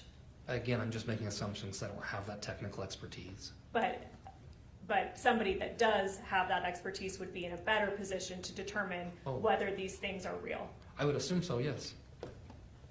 In your review of the communications, did you ever see Meggan refer Kacee to a therapist or a mental health professional?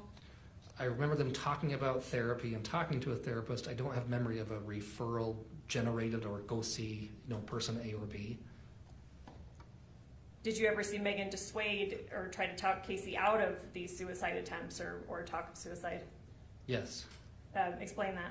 Yeah, questions like, is this what you want? What's important to you? With oftentimes the YOU would be capitalized. Questions about what's important to you showed up on a regular basis as well. Did she ever say anything like, please don't commit suicide? If she did, I don't remember seeing that specifically. Please let's get some different kind of help for you. I don't recall seeing that specifically either.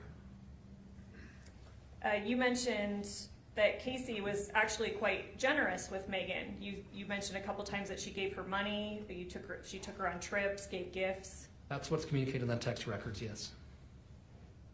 So when we're talking about, again, in this dynamic, somebody in Meggan's position, we already covered that they can be motivated by this position of being able to offer somebody nurturing or care or affection, right? Yes.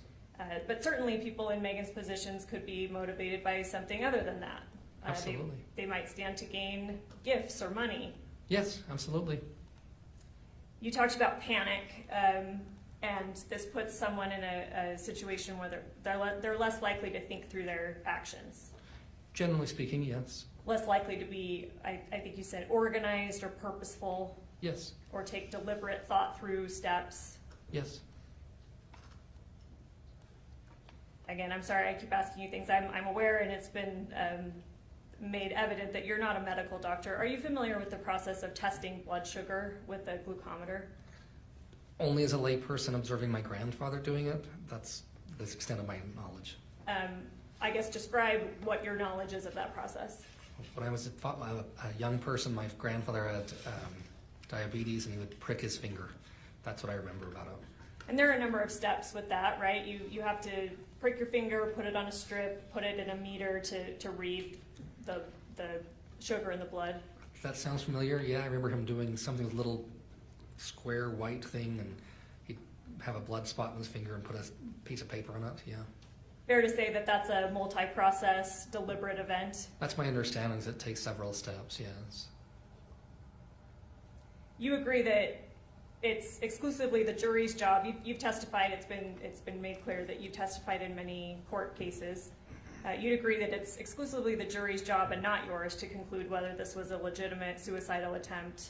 Absolutely, yes. I have no opinion to offer on that. And it's not your job to say whether it was something different like murder? Absolutely, yes. I have no opinion to offer on that. That's completely up to the jury. Entirely out of my hands and entirely these folks' decision. If I could show the witness what's already been admitted as State's Exhibit 137.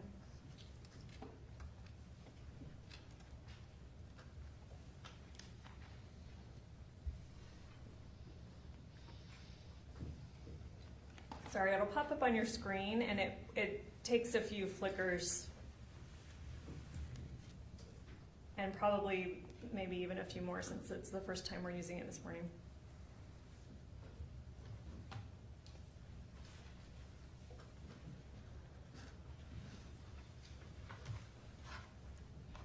Let me know when you see that. I do see it. Well, I see something on my screen. I'm assuming that's what we're looking at. Take a look at that, and I know that you reviewed a voluminous amount of text in this case, but tell me if that's one that you recognize having reviewed. It is, yes. If we could, oh, that's been published, thank you. What date does this happen on? 8/12/2024, And what time? 9:45 a.m. And then the second one, 8/12/2024, what time? 9:47 a.m. Are you aware of the date that the events that we're talking about here happened on that led to Ms. Terry's death? Yes, It's August 12th. that's my understanding. It's August 12th, 2024, yes. And this last text says, do you want to take some promethazine when I get there so that you are asleep when this is happening?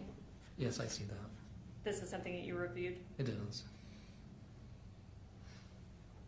I don't have anything further. Redirect. Very cool. Good.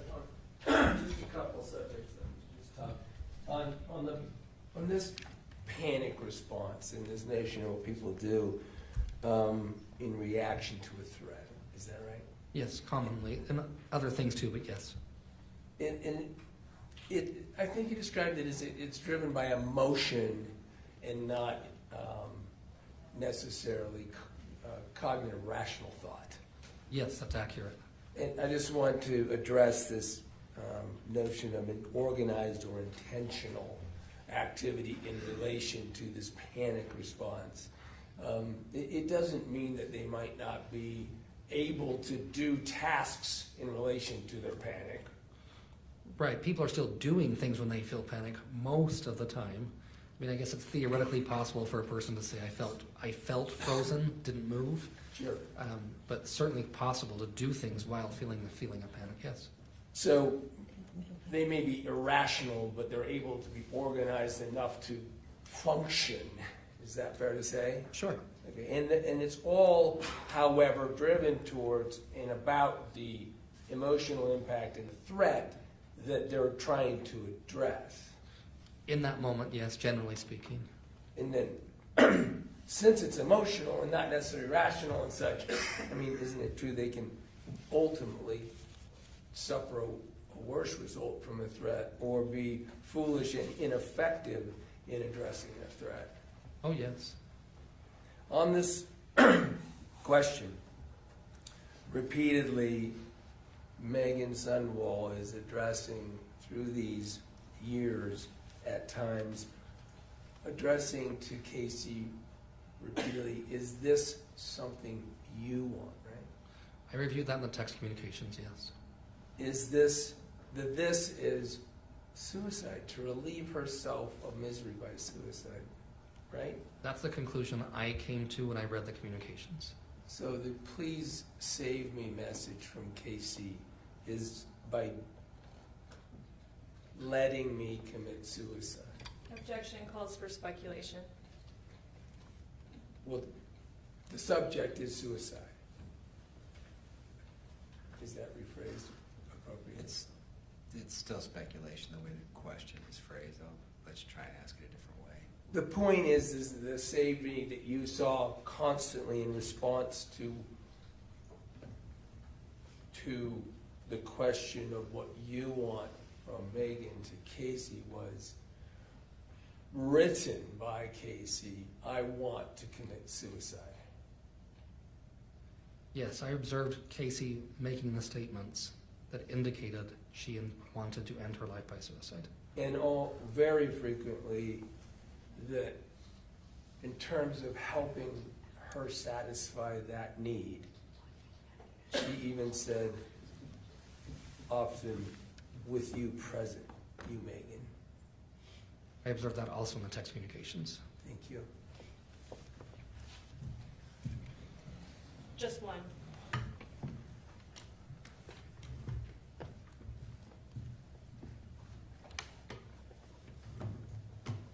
In your review of the communications, Kacee is not necessarily inconsistent with what you described as parasuicidal or even quasi-suicidal individuals. In her communication, she described many patterns of behavior that are commonly found among individuals who engage in that behavior, and she described having engaged in those very behaviors herself. And again, those parasuicidal and quasi-suicidal is where some people pretend or maybe even take steps to look like suicide, but they don't intend it. Yes, that can be involved engaging in behaviors that are associated with a suicidal behavior or gesture without intending or without completion of the suicide event itself. And you mentioned that often they're seeking to get some need met, care, support, compassion, comfort, attention. That's often some of the motivating factors for that behavior pattern, yes. Okay, thank you so much. You're welcome. Anything else, Mr. Williams? No, thank you, Your Honor. Thank you. Can this witness step down? It's my request. Yes. Thanks for being here. Thank you, Your Honor. Free to step down. Counsel, please approach.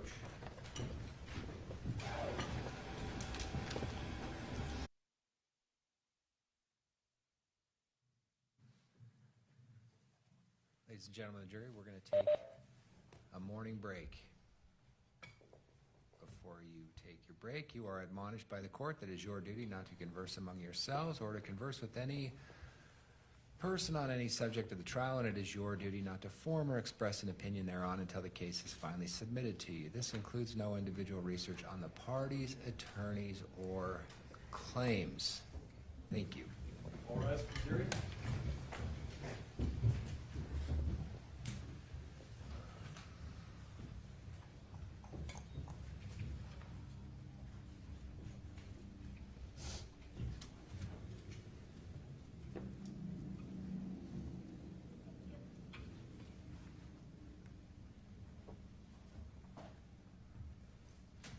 Please be seated. Let's try a quarter after. Yes, Your Honor. And if your witness isn't here, let us know and we'll figure it out. Okay, thank you.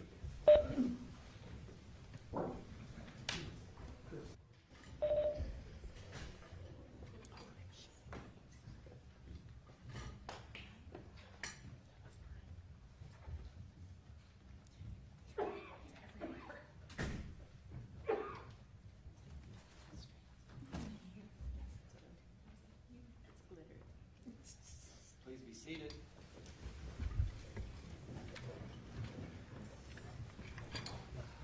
We'll go back on the record on case 251-401-132, State of Utah versus Sundwall.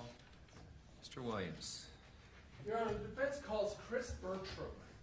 Thank you. Please come forward, sir. We'll get you sworn in up here.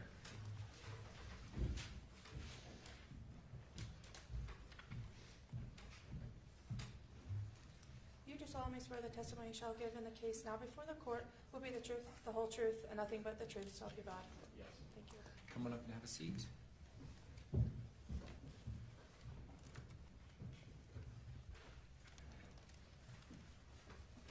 Appreciate you being here. If you can keep that mic in front of you at all times, it'll help a lot. Counsel. Thank you, Your Honor. As is necessary with any witness, Mr. Bertram, would you please state your name and then spell it for the record? You bet. Chris Bertram, CHRISBERTRAM. Mr. Bertram, what do you do presently for a living? So presently, I own a private investigation company, Bertram and Associates, that my dad started in 1989 when he retired from the FBI. I took that over full-time in 2015, and I work as a consultant and an expert. When you say a consultant and an expert, on what subject? I consult on law enforcement-related matters, law enforcement investigations, DRAM Shop, which is the Utah Alcohol Liability. I have a company that I'm an expert with regards to Utah liability in DRAM Shop when you serve alcohol on premise, law enforcement operations, security, and safety with regards to companies or people. You say law enforcement investigations and such. How do you, we're going now to go back and to how you got to where you are, what kind of experience you had, what kind of education to get to the point that you consult on that subject. Right. From an education standpoint, I have a bachelor's in psychology. I have 2 master's degrees, an MBA and a Master of Arts. The Master of Arts is from the Naval Postgraduate School in California, where I graduated with a master's in Homeland Defense. Law enforcement-wise, in 1990, I started with the Salt Lake County Sheriff's Office as a reserve deputy while I was still in college. That following year, I was hired full-time as a deputy and went to work for the Salt Lake County Sheriff's Office in a patrol function on our East Patrol. A year later, I was transferred to juvenile detectives. Spent 3 years in juvenile detectives. Went to our court unit for a year, and then back to our detective division. At the time, we had 2 we had detectives and juvenile detectives. I went to detectives. I worked a year and a half there as a detective, and then got promoted to sergeant. After 6.5 years, went to back to juvenile detectives for a year. That switched a year later. I went to our special investigations detective division as a sergeant for a year and a half. Back to patrol for about a year and a half. Promoted to lieutenant, and I spent the next 6 years as a lieutenant. Our East Patrol division, our West Patrol division, our Watch Command division, and then back to investigations as a lieutenant over our intelligence, homeland security, federal task forces, fugitives, major investigations, narcotics. Promoted to captain, went to the city of Holiday, and at the time, the sheriff's office had contracts with several cities, and I served as their chief of police until I retired. We became the Unified Police Department during that time, and I was promoted to deputy chief and retired in 2015. During that time, I also attended the FBI National Academy, graduated from there, Quantico, Virginia, the FBI Command College, the Post Command College, continued on with educational endeavors throughout my career. Retired in 2015, so almost 11 years ago. And though you retired, you say you stayed in the industry. Yes, I did. Now, obviously not as a cop, right?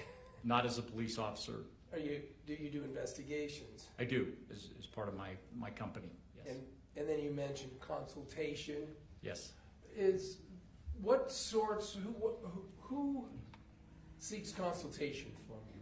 What kind of people or entities or businesses? Mostly, I mean, attorneys are my biggest people that consult with me. I also consult with, local law enforcement. It could be local, counties. I do consultation, larger business and corporations. Bertram & Associates, my father had connections throughout, retired FBI agents throughout the country, and so we get contacted by, companies that may have businesses or need consulting done here in Utah, along with, counties and cities.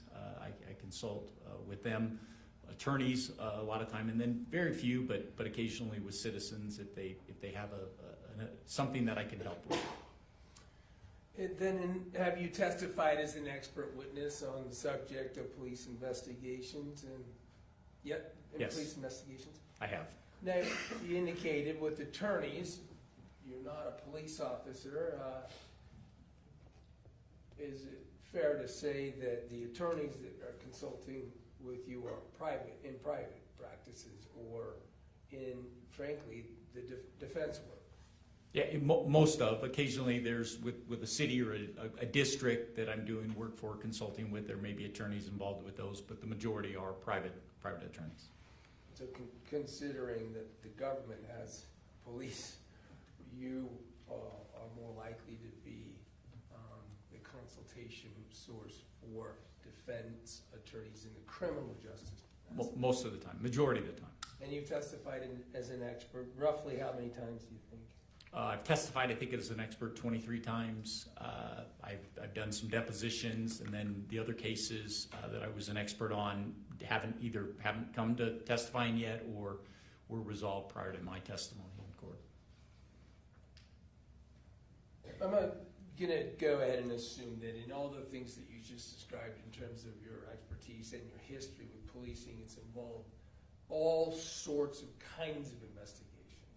Yes. In other words, fraud, person crimes, sexual abuse offenses, things like that. Is that fair? That's a true statement. Now, were you involved in homicide investigations?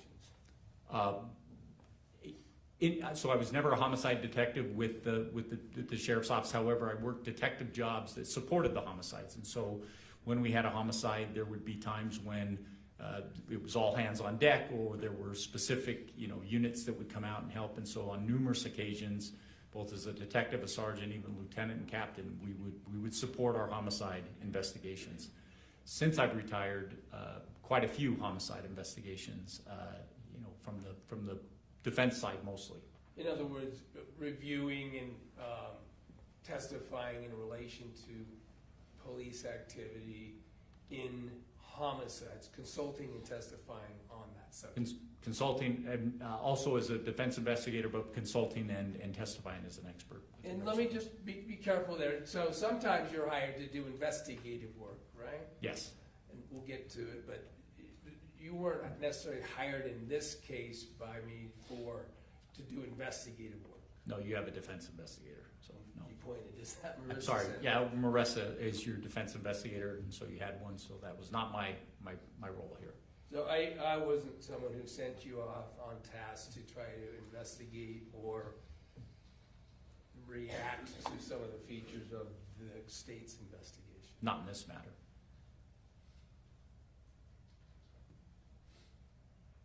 In terms of what I hired you and asked you to do was consult on what happened in the way of an investigation in this particular case, right? Yes.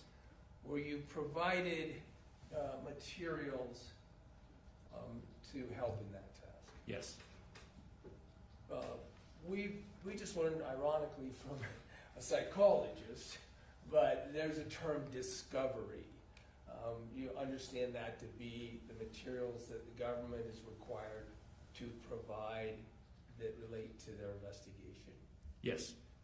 Police reports? Yes. Did you see, for instance, there's a 444-page police report in this case. Yes. Were you able to review text message communications evidence as well? So within that report that involved, there were some text messages I looked at, but the majority of which I did not review. And is that, when you work for the defense a defense attorney, me, is it fair to say that I would kind of direct what I'd like you to look at in order to get you prepared for consulting? For as an investigator or as an expert? Well, in Both. this case, it was an expert, but Right. the point is who has the resources and has to figure out how to use those when you work for defense attorneys? There is a budget, and so within that budget, I have to work within what they have, and so it's there are times there are limits to the budget. And did I ask you to focus primarily on the discovery that had to do with the investigative activity of the case? Yes. And didn't I actually say not to focus on, to be familiar with, but not to focus on the text communication data that was voluminous? Yes.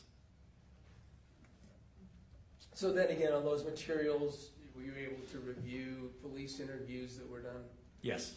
Able to review the report and carefully pay attention to police activity, the investigative activity by the police entities? Yes, I was. And in this particular case, that included investigators or special agents now for the Utah County Attorney's Office? Yes. And then C, forensic evidence, how it was collected, how it was prepared, and how it was utilized. Yes. Interviews, if I didn't already get to that, by police. Yes.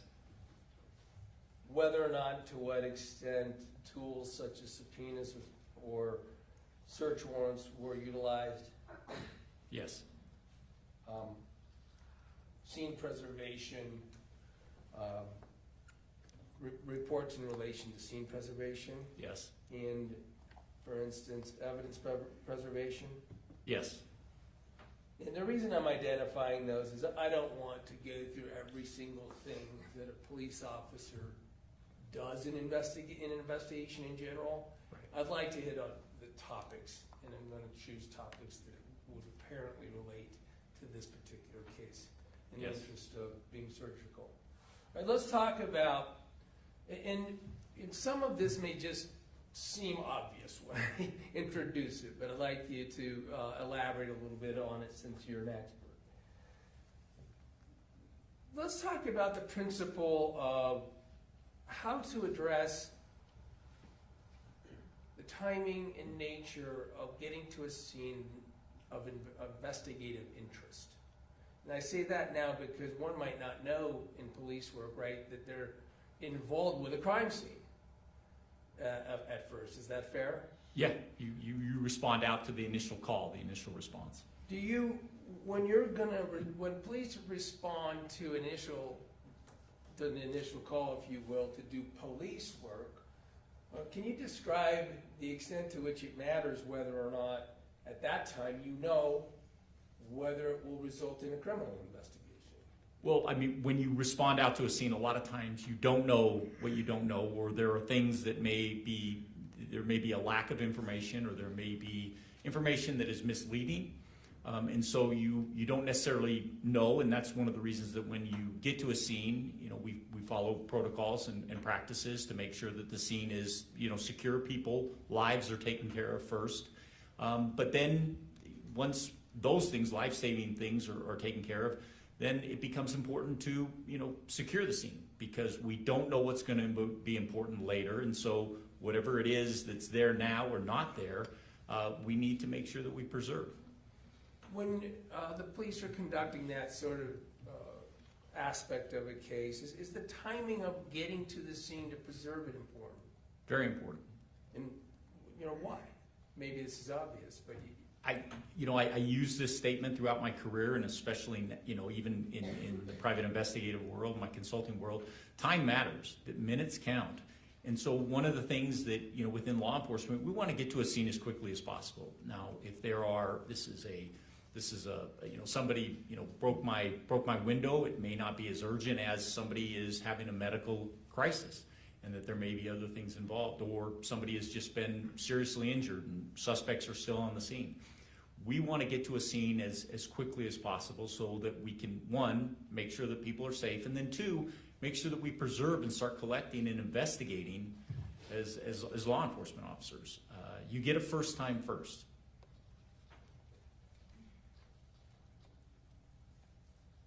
Is it important to also sort of try to keep as broad a perspective in what the scene is as possible? Absolutely. And explain that a bit. Well, it's you may walk into a scene where you see something that's occurred in a 5x5 space. The truth is that's not just only your scene. You may have a bigger scene. You may have multiple scenes. You have to keep that perspective when you come in there that what you're seeing in front of you is not it. It's bigger. And you've got to make sure that as you start your investigation, if that scene needs to widen, if that scene needs to go to different places, you need to be able to make sure that you're securing all of that. Again, that first time first, we may be looking here, but within 10 minutes because of chaotic scene, or within 30 minutes we realize the scene is a lot bigger.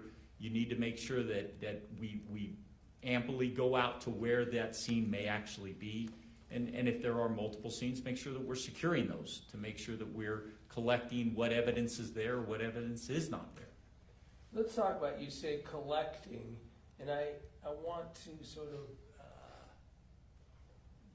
deal with that concept also in terms of searching, because we hear the word searching sometimes. You said collecting. Is it best police practices to have a very broad perspective on searching what you can and collecting what might be evidence? Right, and when I say collecting, I'm probably being a little narrow in what I'm saying. We presume that we're going to search and we're going to secure the scene before we go and collect potential evidence. But yeah, you're identifying where you're going to want to look for items that may be of importance to your investigation. Of course, in some cases you'll have to have access, for instance, to an area or to a device or something like that, right? Yes. Are sometimes legal principles involved in whether or not and how you can do searching and when? Absolutely. I want to just narrow right down to it. When you're trying to keep the broadest scene and preserve the broadest circumstance, and protect that circumstance, if it involves things that people have rights to, are you able to speak to them about their willingness to allow you to do it? Yes. And sort of explain that. I mean, if somebody is present and your police are, with your experience too, and the police are wanting to do something, regardless of the rights that they have, as your understanding, do you ask them whether or not they would agree to let you do things? That's absolutely the first thing that you're going to ask. It's, why make it more complicated? If I can simply, if there's a device or an area that I want to search, it's always the ask. The first thing that you want to do is, hey, do you mind if I take a look at this? Or do you mind if I make a copy of this? Or do you mind if I have access to this area? Ask. In this particular case, in terms of responding to addressing scene security and searching and collecting, did you have some concerns? Yes. Describe some. Well, obviously this is somewhat of a chaotic scene at the beginning. There's life-saving, there are life-saving elements that are going on. There are medical people in there, EMS people in there. They're not always concerned about crime scene security or making sure. So they're doing their job.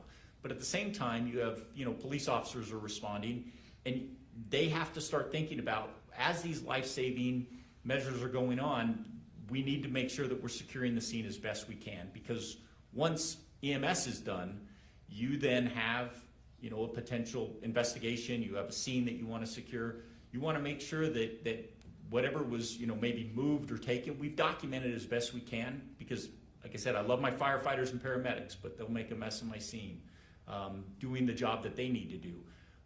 As best I can, try to manage that while they're in there. Once they're out, it's my scene. Law enforcement now has, we've got it. And I want to make sure that I'm making sure that everything that I think that might be important, I'm securing. And you know, again, developing out from there as I talk to people and get access to things, there may be more areas that I want to secure and make sure that we don't tamper with, and that we, you know, can collect items and evidence that may be important later. And by the way, if you've seen body camera and things like that, wasn't it immediately discussion by the police on scene of potential drug distribution crimes? Yes. Overdose was obviously the call-in on this case, right? Yes. But while the police are still there, they're learning information of this, that it could be suspicious, Yes. could involve crimes in relation to the condition that the person who was taken by EMTs could be part of. Yes. The police officers that are involved, describe real quick the difference. There's patrol officers, right? Patrol officers are typically, again, depending on the agency, are going to be your first people that are going to be there. They're the uniformed officers. They respond when there's a call. They're the ones that are the first responders, and your initial calls are going to be, one, they're going to respond, and two, they're going to be the initial investigators. And then, is it then assigned to another case agent? But in most police departments, and again, different sizes have different, you know, protocols, but at some point, if we believe that there's going to be more than just an initial investigation that is needed, that more than what just a patrol officer is going to do, an investigator or detective is assigned to the case. In good policing, while the police are there, but also when a detective is assigned, and standard best practices, is the timing of getting to that scene important? Yeah, absolutely. You know, if you believe that there is, you know, and again, sometimes we don't know what we don't know, and we have to presume something that might be important later. We've got to recognize that getting it now is important. Detectives, in most cases, will have that broader view of how an investigation should be conducted. What's going to be important? How soon should we collect it? In what manner should we collect it?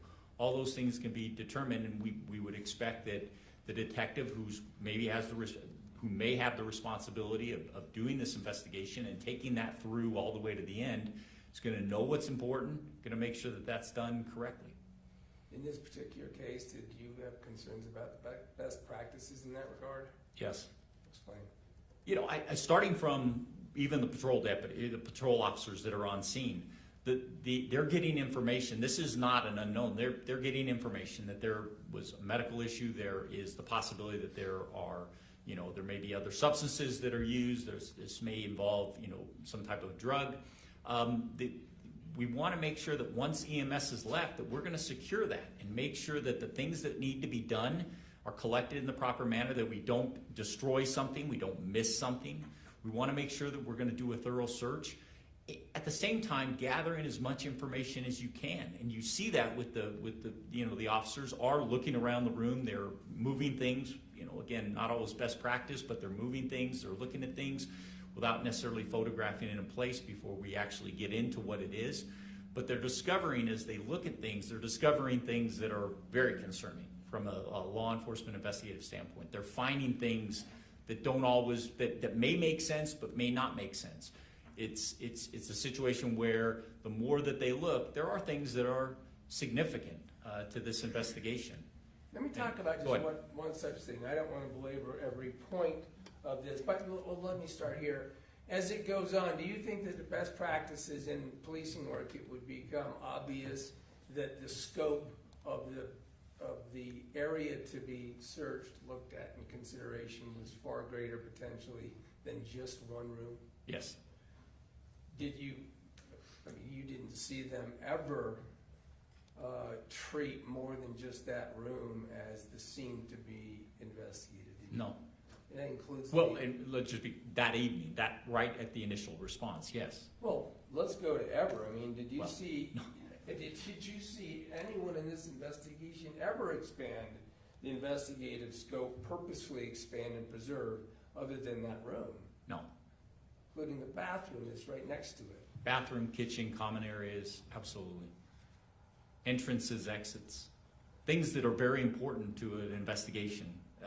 need to be, one, preserved, and then two, need to be properly investigated. And then you mentioned documenting things. Photographs is an obvious way you document things, right? Yes. Photographing the area that you are treating as the scene, right? Right. Now, you saw one officer take some photographs on a cell phone before he left. That was Osborne, right? Right. Ultimately, a couple days later, this scene, this room is searched pursuant to a warrant. Remember that? Yes. I think it was the 14th, a couple days later. I think 14th or 15th. And during that occasion, you were able to observe at least how that occurred through the body cam of Detective Farney. Yes. Just to be thorough, and the body cam that you were able to observe is the body cam that we manipulated that was upside down, but we turned it so you were able to have that version when you observed it. Yes. In your understanding, is there a single photograph that comes from that search From the search warrant, on the 14th? I didn't see any photographs done.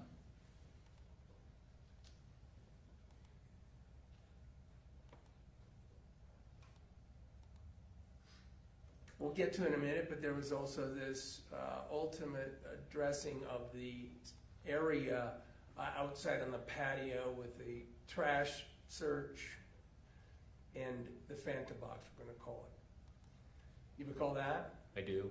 You were able to observe that. You don't know, probably, that some footage was played from that day. That was the 19th. Did you see law enforcement take any photographs of that search? No.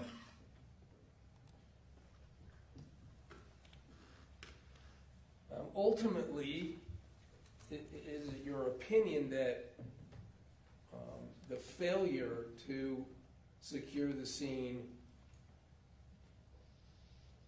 impacted the quality and ability to have a quality investigation as it pertains to this case? Yes, it does. In how? What did we learn later that showed that the way this scene was treated, this room and this house, how it impacted the quality of the outcome? Again, the scene is mishandled. It's mishandled at the beginning. It's mishandled as the investigation moves forward with regards to what is potentially, evidence and how we collect it. The scene's tainted. The scene gets, I use the word adulterated, meaning people come in, they move things around. There's not explanations that are gained as to what was taken, what was removed. When we look at a crime scene, a lot of times we'll think about what is there that's important, but it's also what's not there. And when you look at what's there and what's not there, after that initial police, the uniformed police officers there are people that move in and out of that space regularly. There's, an unfortunate, weather-related accident that occurs. There are things that, again, when I say that you get your first time first, it's very important you take advantage of it, because after that, we don't know what happens in that crime scene if you're not there. And that is just it's an imperative to say, if you get that opportunity, take it. Good and best practices are that we investigate these, with an expectation that it's going to be good, that there's going to be an exceptional investigation. Whether it's a minor offense or potentially a major offense, that's what you deserve. I mean, I expect that as a law enforcement person, as a law enforcement executive. I expected that you want an exceptional investigation done. And if you don't, go ahead. Let's go to some particulars. Can you think of any reason that the bathroom wouldn't have been searched, wouldn't have been preserved, let alone searched on the night that police first arrived? I mean, I'll say that no, there's no explanation, but I also know that, there's things like laziness or, not having the capacity to be an investigator or not understanding the importance of an investigation. There's a lot of reasons why you may not think it's important at the time. Again, some of the things that I've experienced throughout, 36 years are there, but no, it needs to be looked at. Well, in this particular, to make a point out of your generality, in this particular case, it was in an interview with Meggan Sundwall that occurred days later that the potential use of the bathroom became a major feature. Do you agree? Yes. So does that illustrate the point that by failing to do the work there, you failed to be able to preserve things to assess that bathroom in relation to the issues that came up later in the case? Yes. We'll talk about another specific part. I'm not going to talk about all of them. But in the initial police work and the cameras, did you recall that it was captured on another officer's camera that Officer Robinson had found a letter that he was holding up that had Meggan Sundwall's name on it, right? An envelope. An envelope. Yes. I'm sorry. He had found an envelope. He had held up the envelope and looked in it, according to what we can tell from the camera, right? Yes. And had actually asked Jorgensen, who was in charge, do you want me to run, this has a name on it, do you want me to run this name? I do recall that. Now, that's Meggan Sundwall, and what he meant by run was seek out information from the various sources. I presume so. You later, was it obvious that it was later learned from an interview with Mark Kay and Kylie that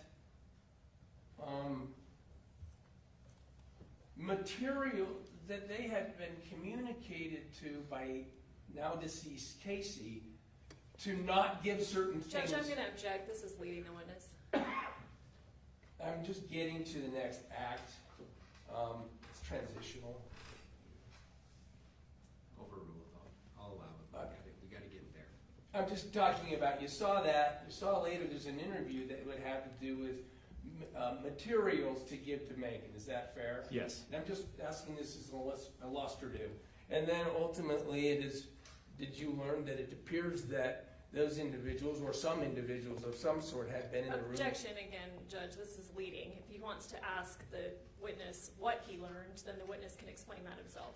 That's the state. That's fine. What did you learn about the significance of that interaction with the letter, or with the envelope? That it appears that things were removed by individuals that later in the police investigation, those items may not have been available. Let's just talk about the Fanta box. This Fanta box thing, what did you see about the evidence in the Fanta box and its discovery? So there was, from the investigation, there was a mention about there was items found in a Fanta box, including a rag, some other items that were syringes. With regards to, there was the officers came back to the scene. However, it appeared that a family member, Mark, had actually handled those things, taken them out, taken photographs of them for the detectives, and then kept some of those things out, but then thrown the Fanta box back in the garbage. Let's just talk about how that originates. I mean, it's the 19th, it's 6 days after the event, and how did the police learn that potential evidence was on scene?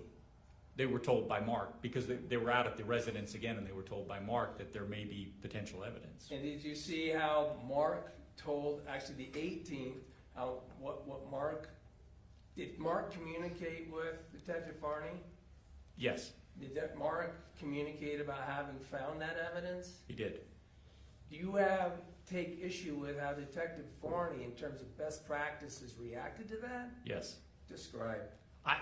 When as an investigator, if you're made aware of something like that, that is, and again, it gives me, a little cringe anxiety that you don't touch that. If somebody calls and says, hey, I found something at the scene, we're actively investigating, don't touch. We'll be out. And if I'm not available to come out as an investigator, I'm going to have somebody else come out and photograph that in place, collect it, find out the circumstances of how that was found, what was done, and again, important by the fact that, did you touch it, did you remove it, what did you touch? We have to have an understanding so that as we process that as potential evidence, I maybe know that, I handled it a little too much, or I touched this one. Do your best not to. Allow law enforcement to come out and properly collect that, so that it's going to be effective if we need it. Did that happen? In the No. case? In terms of resources, real quick, some departments are smaller than others. Yes. Did you in your career encounter, and in your career since being a police officer, the system of agency assist or utilizing entities such as crime scene investigation? Yes. Was that available generally in the departments that you have looked at and are aware of? Yeah, in 36 years, smaller, medium-sized departments utilize a lot of times mutual aid, which are other departments that may have resources, state agencies that may have resources that they don't have. The police officers get trained about the importance of managing potential evidence. Yes? What about the issue of mismanaging it and the effect of contaminating its ability to be forensically analyzed? I mean, you have training, and through your training experience, I would hope that, training, you're definitely going to know that if you mismanage things or you don't collect or you contaminate those, they have significant effects down the line with your cases. Do you believe that mishandling in training, part of it is mishandling evidence, whether the police officer does it or someone else does it, can impair the ability to get things like fingerprints? Yes. Can impair the ability to get things like DNA. Yes. Now, when you're working as a police officer, you don't know what the DNA or the fingerprints or anything might mean, right? Nope. They could incriminate somebody. Yes. They could exculpate somebody. Yes. Absolutely. As a police officer, are you trying to make those decisions as to where this evidence is going to flow? Well, you want to collect it in such a way that no matter which way it flows, that we preserved it. We haven't contaminated it. We haven't tainted it. Haven't lost it or misplaced it or decided not to collect it and think, man, I should go back 6 months from now and see if that's still there. That's not a good feeling. Six hours after going back is not a good feeling.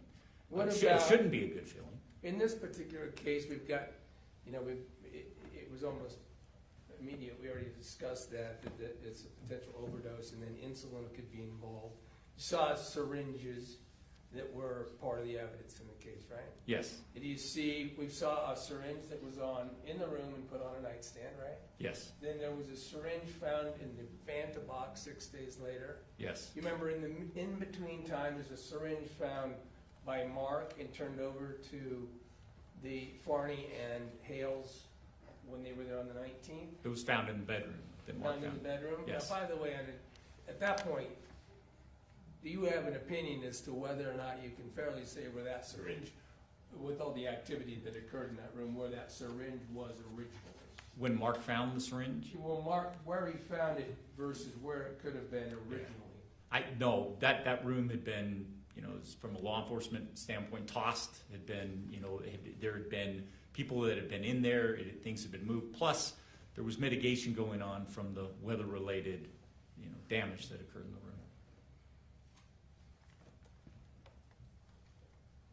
We'll talk about witness interviews real quick. Was there a witness interview circumstance that occurred in this case that gave you concern?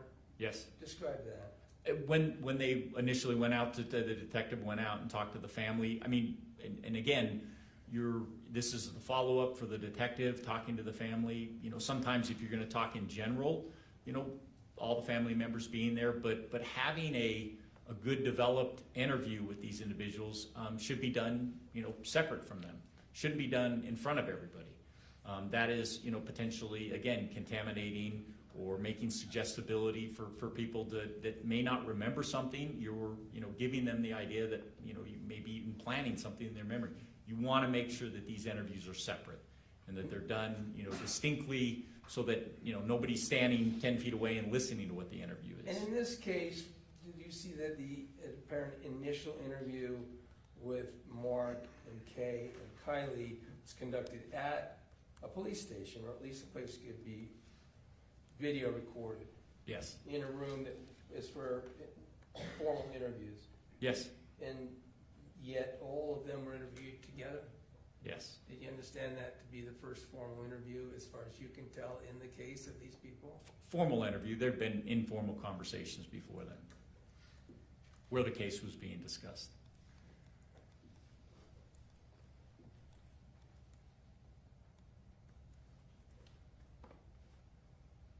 In terms of your investigative, as a police officer, talk succinctly about the tools, and in some cases, maybe the tools that are no longer available to an investigator, that police have. That I, as, and so I'm clarifying the question. Police have tools such as subpoenas and things? Yes, Do they have access to agency databases? yes, Are those databases available to the public? no. Some of them. Are some of them protected? Yes, they're protected. It can only be used for police work? Law enforcement only. Once, I've heard you sometimes describe the golden key. Briefly, let us know what that means in terms of police work. Yeah, when, you know, I term it because of now the last 11 years. When I was a police officer, I had a golden key. I could go and ask for stuff. I had access to databases, law enforcement only databases that gave me all kinds of information. I had the ability, because of the badge, to go and ask you, can I get this from you, or would you provide this to me? You know, and most people would want to cooperate with law enforcement investigations. Now, as a private investigator or in the private field, I don't have that. You know, it's when I give an ask, it's just an ask, and people don't, again, give me the same consideration that I got when I was in law enforcement. Let's talk about those tools, though. Did law enforcement have the ability to subpoena records? They do. Subpoena, including like bank records or personal records, or even communications records, statements, those sorts of things? Yeah, either, you know, and we've had different, we have the ability to just write a demand letter coming from either the county attorney, district attorney's office, U.S. attorney's office, or we have the ability to get a subpoena and actually compel them to give us that information. In this particular case, let me move to some support or assistance. Did you see that Detective Forney, whatever her history or her size of Lone Peak Police Department, had support and reinforcement and help from other individuals? She did. Who was that? Richard Hills from the Utah County Attorney's Office. Did you see work done by Justin Seitsinger? From the Utah County Attorney's Office. Another sergeant, I forget, I'm dropping the name, it's no reports. At any rate, these things that you were talking about, these best practices, these expectations, will you expect those resources, someone like Richard Hales, to also understand all that? Yes. Is it fair to say that a county attorney's office has a lot of resources Yes. compared to the police station, the police offices and things that you worked on in? Sometimes more resources in a county attorney's office than a police office has? Objection calls for speculation, lack of foundation. I tied it to his history with other agencies and the different sizes of police stations. Overruled. So you said you worked for all kinds of police entities. Some were small, some were big, right? Worked with. I worked Worked in, with, yes, I all worked. right. But yeah, you did have the ability to, you know, again, with in Salt Lake County, we have a district attorney's office. They have resources, abilities, monies that may be available, even skills like writing the subpoenas and demanding those that you could ask for their assistance in fact, regularly did. We also could, you know, if there was a federal nexus or we could get federal assistance, we do the same, whether with the federal agency or the U.S. Attorney's Office, ask for those resources. Would you expect trained assisting officers or special agents to interject and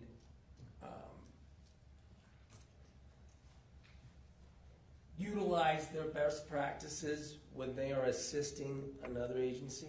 Yes? Did you see that in this case? No? Did you really ever see Special Agent Hales correct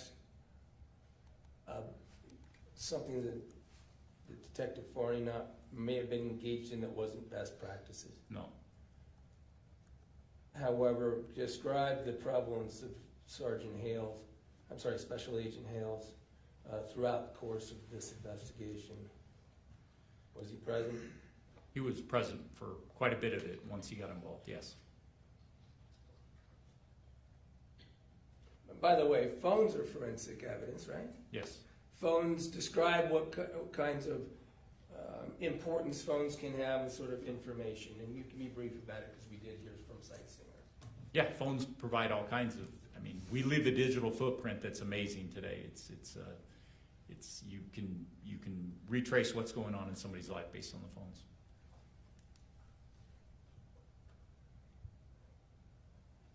And are phones available? I'll strike that. We've talked about all these various subjects, and I'm not going to belabor them anymore, but after seeing and evaluating from your expertise, the police activity in this case, do you have an opinion of whether or not it was, have an opinion as to it? Yes. Would you give that opinion? This was a poor investigation. It's sad in my opinion with regards to what went on in this police investigation. Did you believe that when you saw this poor investigation, it could have impacts on the ability to assess the evidence fairly? Yes. I don't have anything further. Thank you. Thank you. Can we get some water? States Cross? Yes.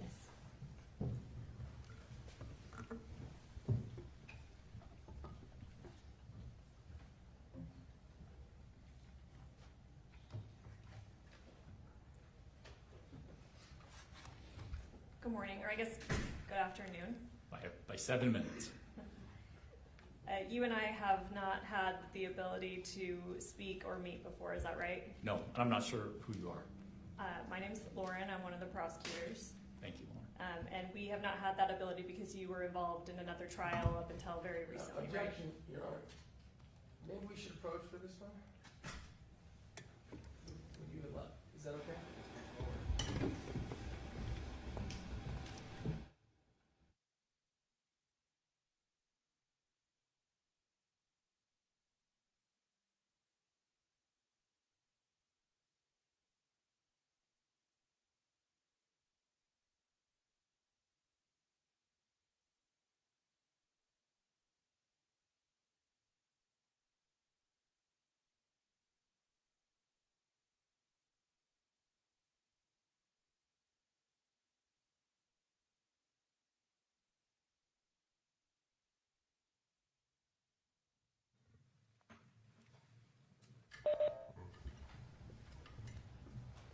All right, you were not present at this scene that we're talking about, right? Correct. You did not observe the investigation as it occurred? No. You did not collect any evidence yourself? No. And in fact, we heard a lot about your history in law enforcement, and I understand it's been a bit since you, I think you said 11 years since you were in law enforcement, is that right? Yes. But while you were in law enforcement, and you may have been present in a supervisory role at scenes, you actually have never been responsible for processing a scene yourself, is that right? No, I have actually. As a deputy and as a detective throughout my career, there were times when we would process our scenes. We would also bring in our crime scene units to finish up, photograph, things like that. But collecting evidence, sometimes bagging evidence was my responsibility as a deputy, and sometimes even as a sergeant and a lieutenant. Less as a sergeant and lieutenant, though. Okay. Do you remember testifying in a case, well, sorry, I'll maybe come back to that. Okay. You stated you've never been a homicide detective. Not been a homicide detective. Your opinions that you've given on this case are based on your review of reports and materials after the fact. And my experience in education. Sure, Yes. fair enough. Your role here is you've offered criticism of the investigation. That's all developed in hindsight after reviewing these materials. I mean, critical decisions and lessons learned based on my opinions that there were gaps, yes. You're not offering an opinion on how Kacee Terry died. No. You're not offering an opinion that this was suicide. No. You're not offering an opinion that this was murder? No. You agree that those questions belong to the jury? Yes. In real investigations, and we've heard about your experience, some evidence is missed sometimes, maybe even often some evidence is missed. Unfortunately, yes. Not every possible item is collected. Unfortunately, no.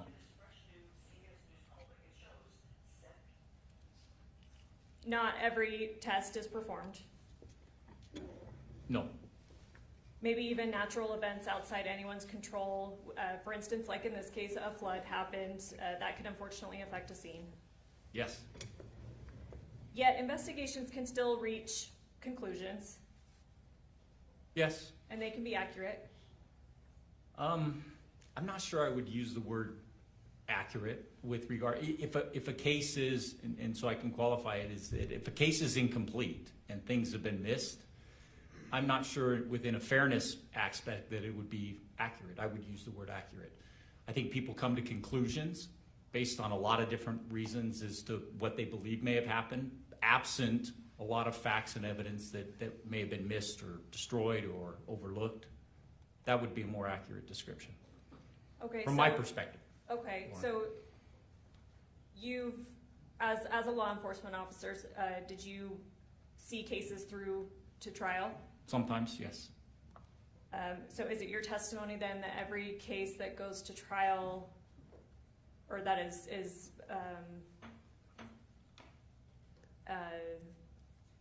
I guess, enough of a full picture of a case that goes to trial, the investigation had to have been absolutely perfect? So, I want to unpack because that was a long question. Yeah, I apologize. So in my experience, both in law enforcement and now with criminal defense and victim advocacy, is it true that the cases that are incomplete go to trial? Yes, unfortunately, and sometimes to hurt my heart in some cases, but they do, yeah. We've talked a lot about best practices, but certainly no investigation is perfect. Not completely perfect. There's always something else that could have been followed up on in hindsight. I mean, there are things that sometimes you wish you could have done better or collected in hindsight. Absolutely, that comes in. But I want to qualify that not every case is mediocre or poor or very good. There are a lot of cases that I've been involved in that are exceptionally great. Okay, exceptionally great, but have you ever seen an investigation that was perfectly done? Pretty close, but maybe not perfect. You said a lot. You don't know what you don't know. Correct. Things may be missing, and maybe law enforcement's never even aware of it. Or it's a case I don't have any information about. You're right. Fair enough. Mr. Williams talked to you a lot about how scenes, right? And how scenes can expand based on what the investigator knows, right? Correct. But there are often legal limits on how and when an officer can expand or access a scene. So I'm going to unpack that a little bit. It doesn't, if an officer believes that the scene should be bigger, but we don't have direct access at that moment to it, it doesn't mean that I can't secure it and go get legal access to that scene. That would be my belief is, if I'm expanding to somewhere where I can't be or legally be, I'm still going to secure it until I have the ability to get access to it, or I'm told no.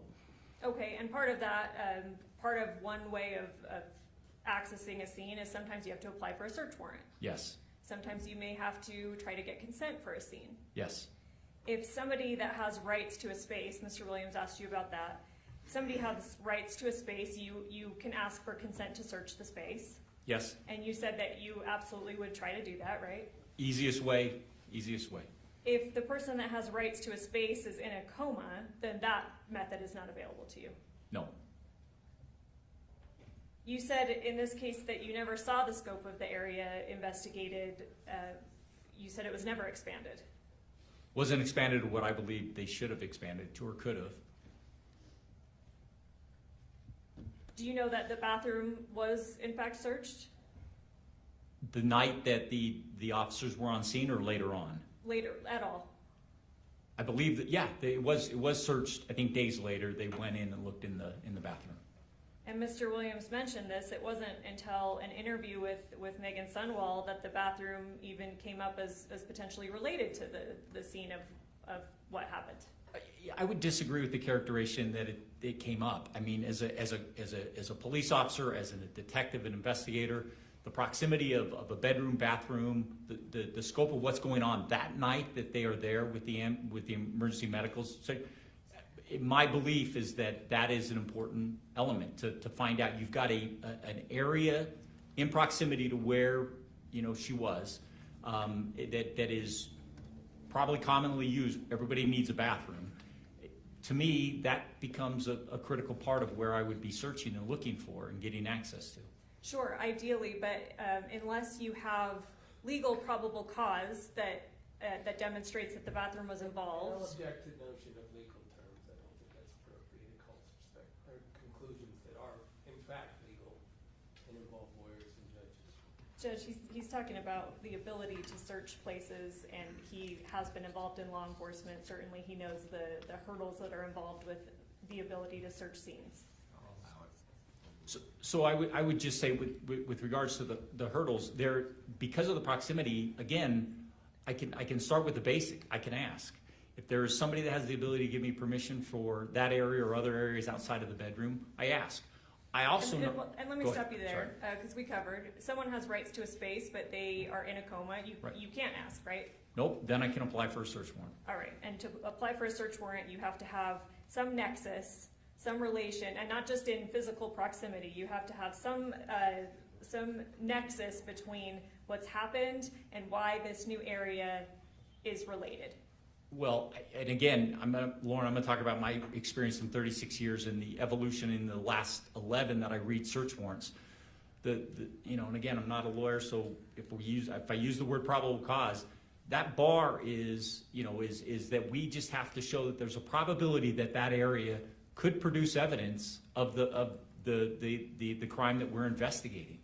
And for me to expand, and again, I look at the footprint of that area in the basement and the area surrounding that, that's all germane to this investigation.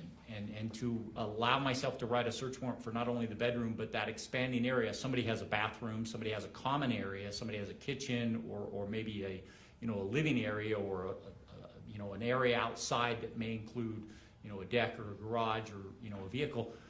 I'm going to include that, and again, a judge is going to make the determination whether I have that. But as an investigator, I'm going to make sure that I'm going to get what I need on that first time first. Right, but to get what you need, you have to have some nexus or belief that there may be items of evidentiary value in those spaces. Right. So we've covered that not the night of, but later on in the investigation, the bathroom was searched, right? Yes. The decedent's car was searched. Yes. Areas of the kitchen was searched. Yes. The fridge in the kitchen was searched. Yes. Phones were searched. Yes. You cannot say that any alleged investigative shortcoming in this case changed the medical findings. When you say medical findings, you're talking about the medical examiner's report? Yes, or toxicology findings. Well, maybe not toxicology, but I would imagine from the medical examiners, my experience is the medical examiner takes the investigator's information and applies that to what the outcome or what the cause of death could be, or what could be elements of the cause of death. Yes. Okay, and a medical examiner is responsible for, never mind, I'll strike that. You said yourself that the majority of the text messages in this case you did not review. Correct. In fact, you were asked by Mr. Williams not even to focus on that. Correct. In addition to physical evidence or evidence that can be physically present at a scene, things like statements from a defendant are evidence. Yes. Text messages, certainly between defendant and the decedent, are evidence. Yes. And in some cases, evidence like text messages can be extremely significant to the final determination. They are absolutely. Anything that, again, when we look at the totality of everything that could be evidence, text messages could actually have an impact, yes. And not just an impact, they may even be critical They're points very, of evidence. At times, text messages are very critical.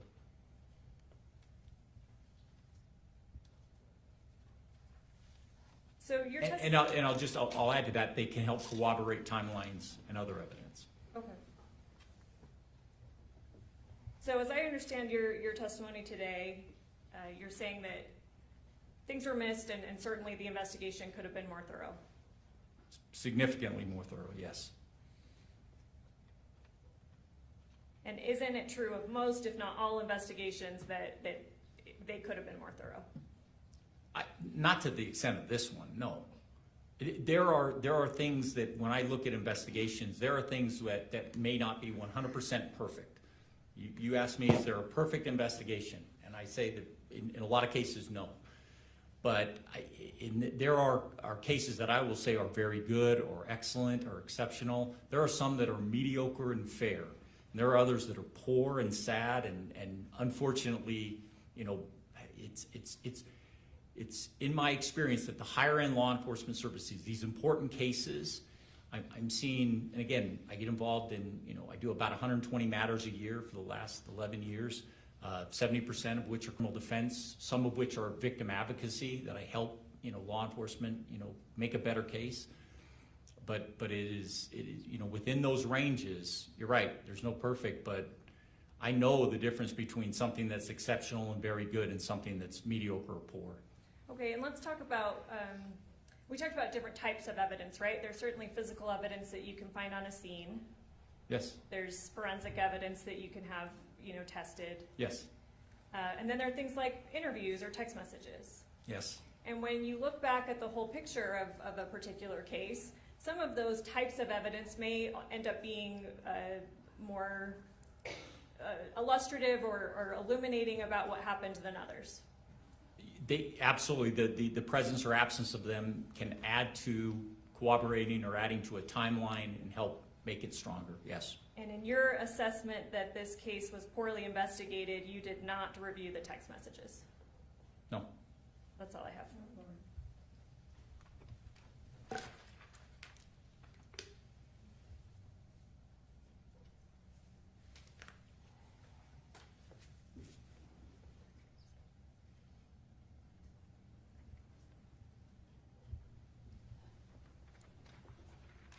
That's all I have. Thank you. Redirect. Very brief. The role of the police in the criminal justice system, collecting evidence. Is that what you understand the role of police to be? It's one of the roles. It's an important role. When you did your job, and as you look at and evaluate these investigations, is it with regard to what can be brought to the prosecutor? Yeah, it's when you do an investigation, one of the things that I think are lacking sometimes is investigators don't realize what they're thinking about at the end, 2 or 3 years later. You know, putting this and presenting it not only to the prosecutor but presenting it in court. But the role of the police is to bring the evidence available for a prosecutor. All evidence. Because the prosecutor has to use that to prove things that happen, right? Either prove or decide to decline. And a bungled investigation with poor evidence and missed evidence affects the ability to prove things. Can we agree? Yes. Nothing further. Anything else, Ms. Hunt? No, Judge, thank you. Thank you. Can this witness step down? That's my request, Your Honor. Thanks for being here. Thank you. Step down. Counsel, please approach.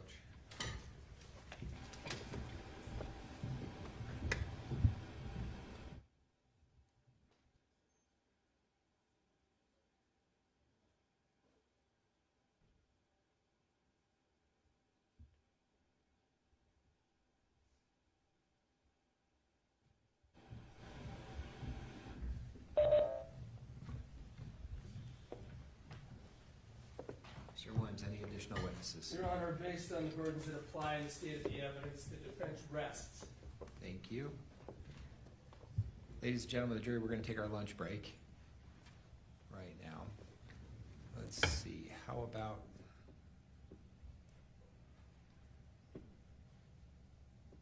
trying to do math?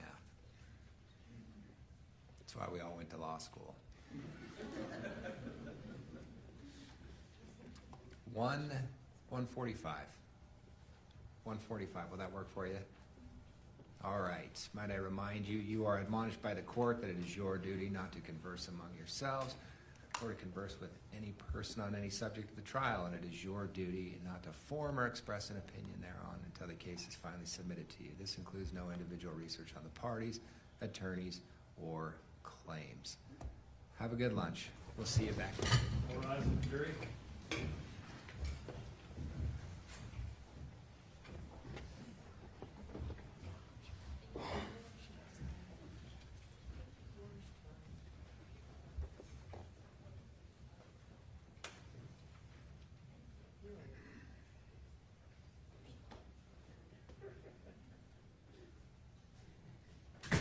Please be seated. Mr. Williams, you wish to make a record?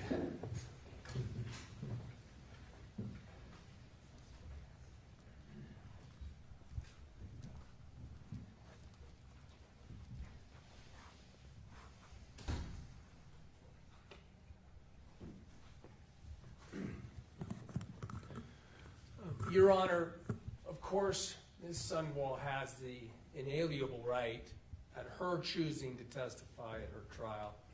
That's even regardless of advice. Prior to the defense resting, a full conversation throughout my representation up until today with Ms. Sundwall has been about that right, that it is hers despite my advice. I am confident. I advised her not to take the witness stand, and she indicated prior to the defense resting that she was going to follow that advice. And I'll have her confirm that that is true now, Your Honor. Ms. Sundwall, is that correct? That's correct. You understood you had the right to take the stand in your defense at this trial? Speak out loud. Yes. And I advised that you not take the witness stand? Not to me, to the record. And you followed that advice? Yes. You feel like you fully understood that advice? Yes. And that all occurred prior to the defense resting its case just a few moments ago. Yes. Your Honor, seek anything else in the way of a colloquy? I think that covers it. Thank you. Anything else we need to cover before we break? I can't, not right now. No, thank you, Your Honor. All right, we'll see everybody back here at did I say 1:45? Yeah. I think that was believe right. so. All right, thank you all. Be in recess. All rise. Are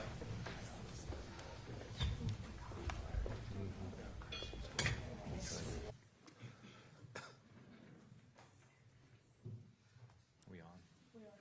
We're going to go back on the record on case 251-401-132, State of Utah versus Sundwall. We're back from our lunch break. Counsel, where are we at? Your Honor, there's a remaining issue that I failed to get, well, the parties have failed to resolve with pending under advisement admission of defendants F, the video of body camera video of on-scene officer Jorgensen, which video is necessary because of the loss or destruction of Robinson's video, the officer that the state called. It was played in court and the state moved for its admission. We were not apprised ahead of time that that was going to happen, so I asked Your Honor to take it under advisement. And I've been intending to ask in the last couple of days to address it, and we don't object. I think, I'm not sure if this is something they should even be allowed to do, but the state is taking the position they can withdraw their objection and now object to its, or withdraw their motion to admit it and object to it being admitted. So I don't know how you want to address that, but we are seeking to have defendant's exhibit F entered as moved by the state. And there was discussion, correct me if I'm wrong, there was discussion about having it entered without Yeah, and audio?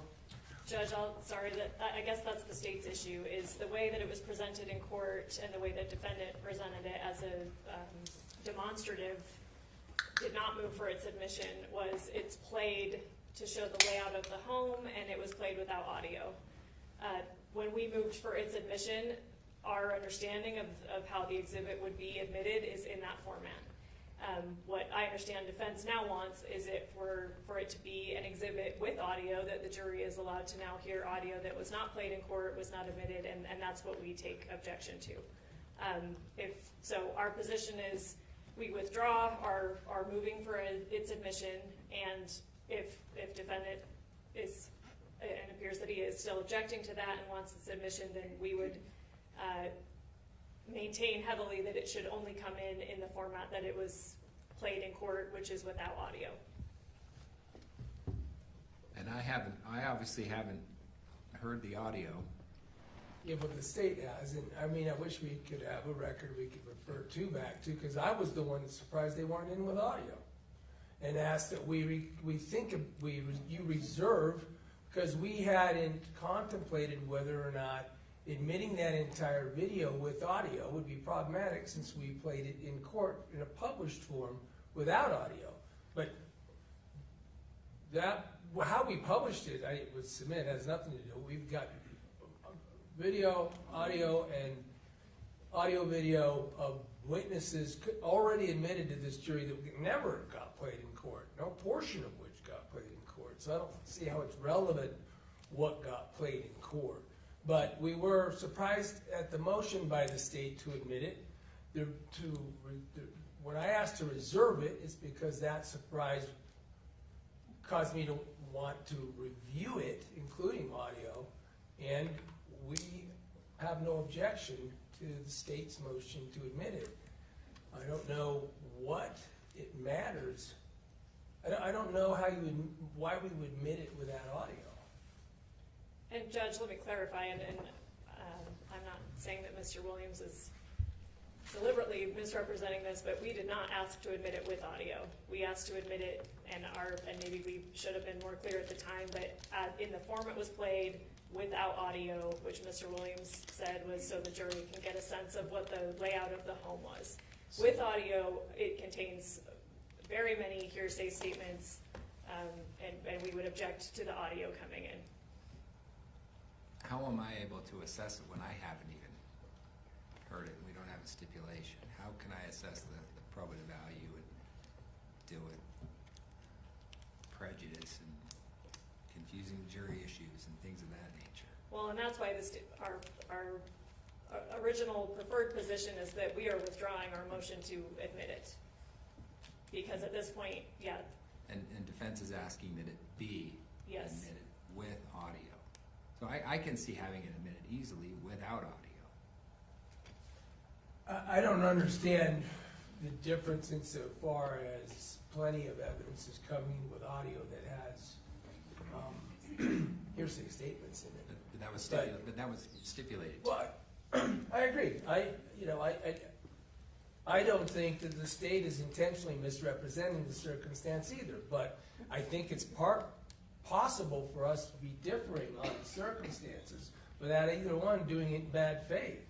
But I don't think that the emblem of on the office door of the state's prosecutor's office makes their memory better than mine. My position is that the only reason it was reserved to see if we had concerns with the audio, and that continues to be my position.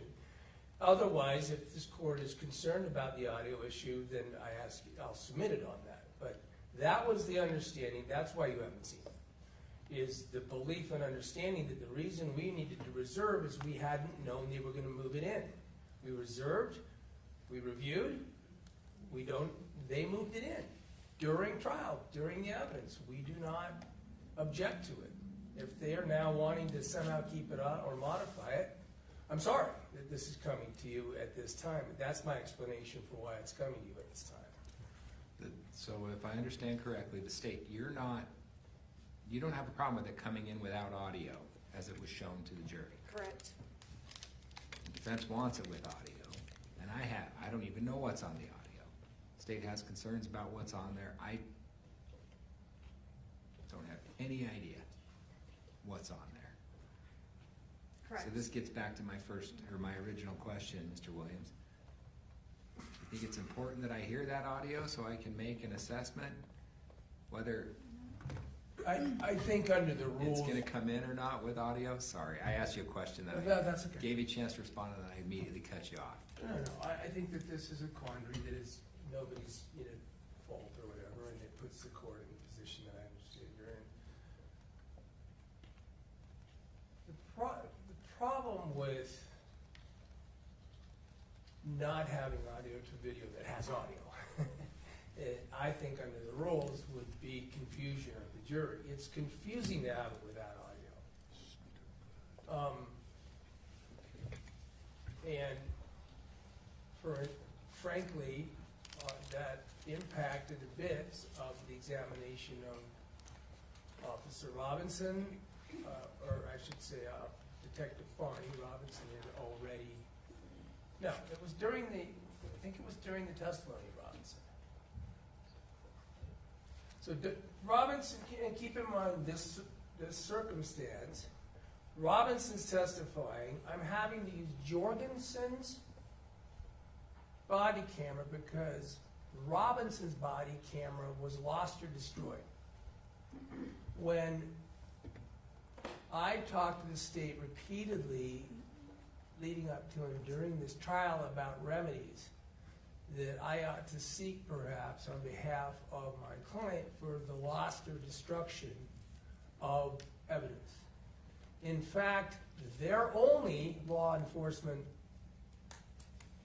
first responding witness is the one who didn't have the body camera because they lost it. Got mislabeled. Detective Farney got to review it, and then it remained mislabeled. I don't know how that would be since she would have to know what platform it was on to review it. And we had to present circumstances in relation to Robinson's testimony with Jorgensen's body camera because of that feature. Having Jorgensen's body camera, I made the conclusion, was sufficient remedy not to bring up any kind of, not to seek a remedy from this court on the destruction of evidence, right? A Tito and De Jesus problem that could come up. And because we had the alternative of Jorgensen. So I think with that probative value, with that dynamic in place, and with the video coming in, it would be as if his were played. We played the body cam of officers all the time who are on the witness stand, but he didn't have one. So this would essentially at least provide the remedy of, it would at least remedy that circumstance by having a very similar and sometimes overlapping body camera in support of and in relation to the first responding officers. So just so I'm clear, on cross-examination, you're the one who brought the video up. Right. And said, I'm just using it for illustrative purposes with no sound. Sometime during that, then the state, and I can't remember the argument exactly, then the state said, well, then what we would offer to have it admitted or received, and you objected. No, I didn't. That's what's important. I asked for you to reserve ruling on it. We can pull that. I asked you, I think actually it should look at that way on the exhibit list. I specifically asked. That's fine. Okay. And we're still going to get there. Okay, but it's important. I want to make sure for the record's important Okay. because I'm not asking you. I'm just reviewing my notes. I'm not asking for any reversal of a position of mine. They're asking for a reversal of their position. They moved it in. I asked to reserve that to make sure that there wasn't something objectionable that we might have a concern over, decided there isn't, and just have failed to address it until now. And I mean, I can call witnesses if you want. And you're not arguing that when the state offered it, they were offering it in total, including audio. I am arguing that is exactly what I took from it. I don't really want to get into our discussions about it. It sounds like we won't agree what each other said about it, so I won't introduce that cactus. Yes, if I may respond. Mr. Williams is now completely shifting the issue. At the time he used the body cam, what he represented to the jury and why he even used it without audio was so the jury could get a better sense of the layout of the home. And that is the reason that we moved it into its admission, and we did not say with audio because we never contemplated the audio because it contains hearsay. And although there have been other stipulations reached between the parties of other forms of hearsay, that Mr. Williams crossed extensively on why Robinson's body cam is missing. That's his remedy for any Tiedemann issue. Trying to admit an exhibit that he illustrated or published to the jury for illustrative or demonstrative purposes, now saying that that is his remedy for missing body cam and that we need the substance of what was said in that body cam that was published to the jury is now completely shifting the issues. The state did move to its admission in the form that it was published to the jury, which is without audio. The state does object to the audio coming in because it contains hearsay that we have not stipulated to with Mr. Williams. Thank you.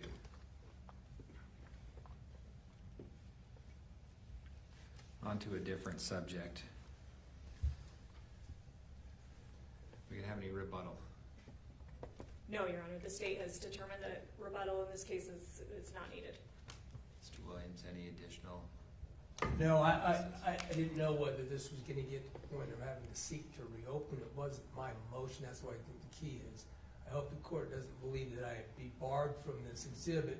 No, I'm not talking about the exhibit. 'Cause I'm talking about rebuttal witnesses. Oh, no, I can't. I just want to confirm that Oh, yeah, the no, evidentiary no. portion of this trial is over. I'm Yes. sorry, Judge, no, I would, I inartfully asked that question. I'm sorry. That's all right. Okay.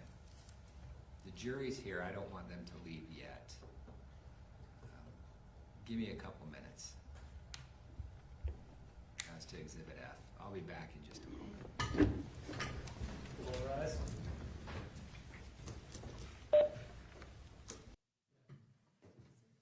Please be seated.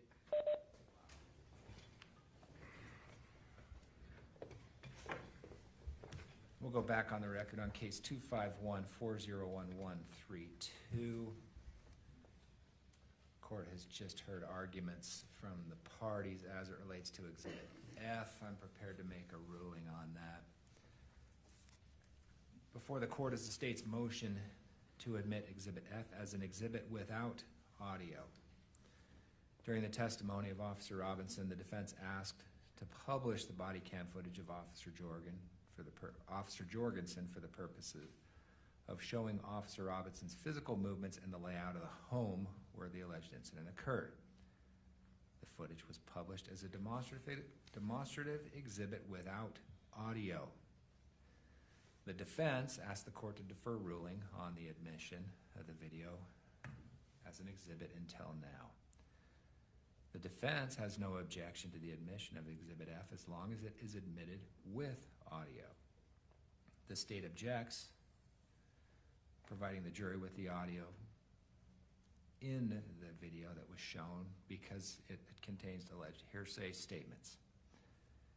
The defendant has not provided any basis for the admission of the audio under the hearsay rules.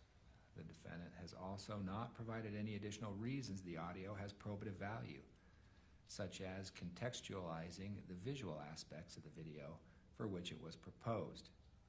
Because the defendant has not provided the court any legal reason to admit the video in a format different than was offered by the state. Defendant's motion is respectfully denied. Exhibit F will be received into evidence and provided to the jury with no audio.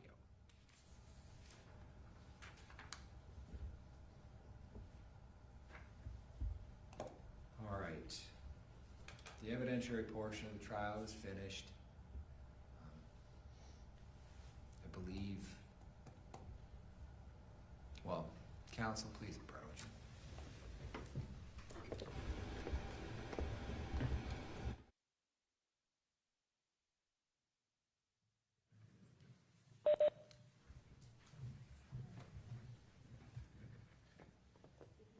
Cole, do you want to get the jury? Bring him in.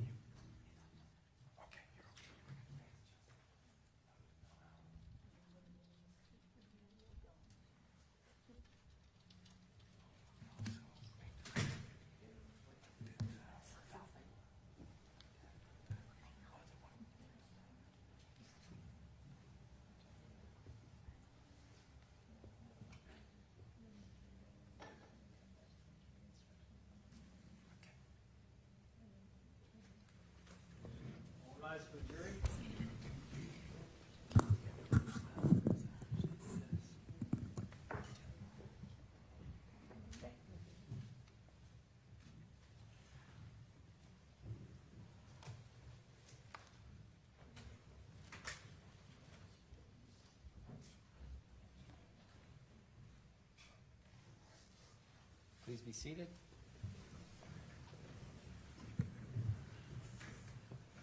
Ladies and gentlemen of the jury, welcome back from lunch. Hopefully it was a good break. As I've said many times throughout this trial, there's a lot of ebb and flow to the process. A lot of starts and stops, and a lot of pivoting that's required when putting on a case of this nature. I will cut to the chase and tell you that our work today is done. So you're going to be excused early again. I hope there's no heartburn over that on a Friday with how it looks. I haven't been outside today yet, but it looks to be okay. So you're going to be excused. We're going to reconvene on Monday morning at 10 a.m. So we need you back here Monday at 10. At that point in time, you're going to get the case. We're going to go through instructions. We're going to go through closing instructions together. Then you're going to hear arguments from counsel, and then you're going to get the case. So you will get it on Monday. Is everybody okay with 10 a.m. on Monday? Okay. So we'll go through instructions together, then you're going to hear arguments, and then you'll get started. We want to thank you for your patience and your efforts and your attention above all else. Appreciate jurors who take their oath seriously. Can't thank you enough. All right. Before you leave, you are once again admonished by the court that it is your duty not to converse among yourselves or to converse with any other person on any subject of the trial. And it is your duty not to form or express an opinion thereon until the case is finally submitted to you. This includes no individual research on the parties, attorneys, or claims. Thank you. Have a good and safe weekend. All rise for the jury.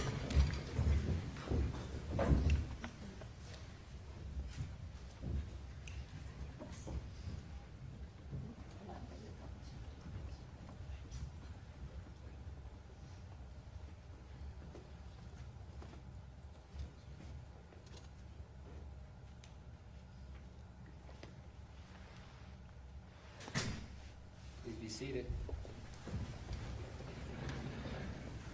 Council, I believe the plan is we're going to meet at 8:30 Monday morning. You guys are going to work diligently on instructions, and we're going to talk about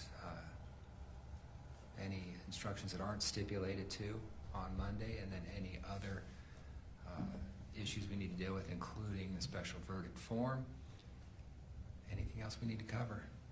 I don't think right now. No, thank you, Your Honor. All right, thank you all for your efforts so far. Everybody stay safe. We'll be in recess.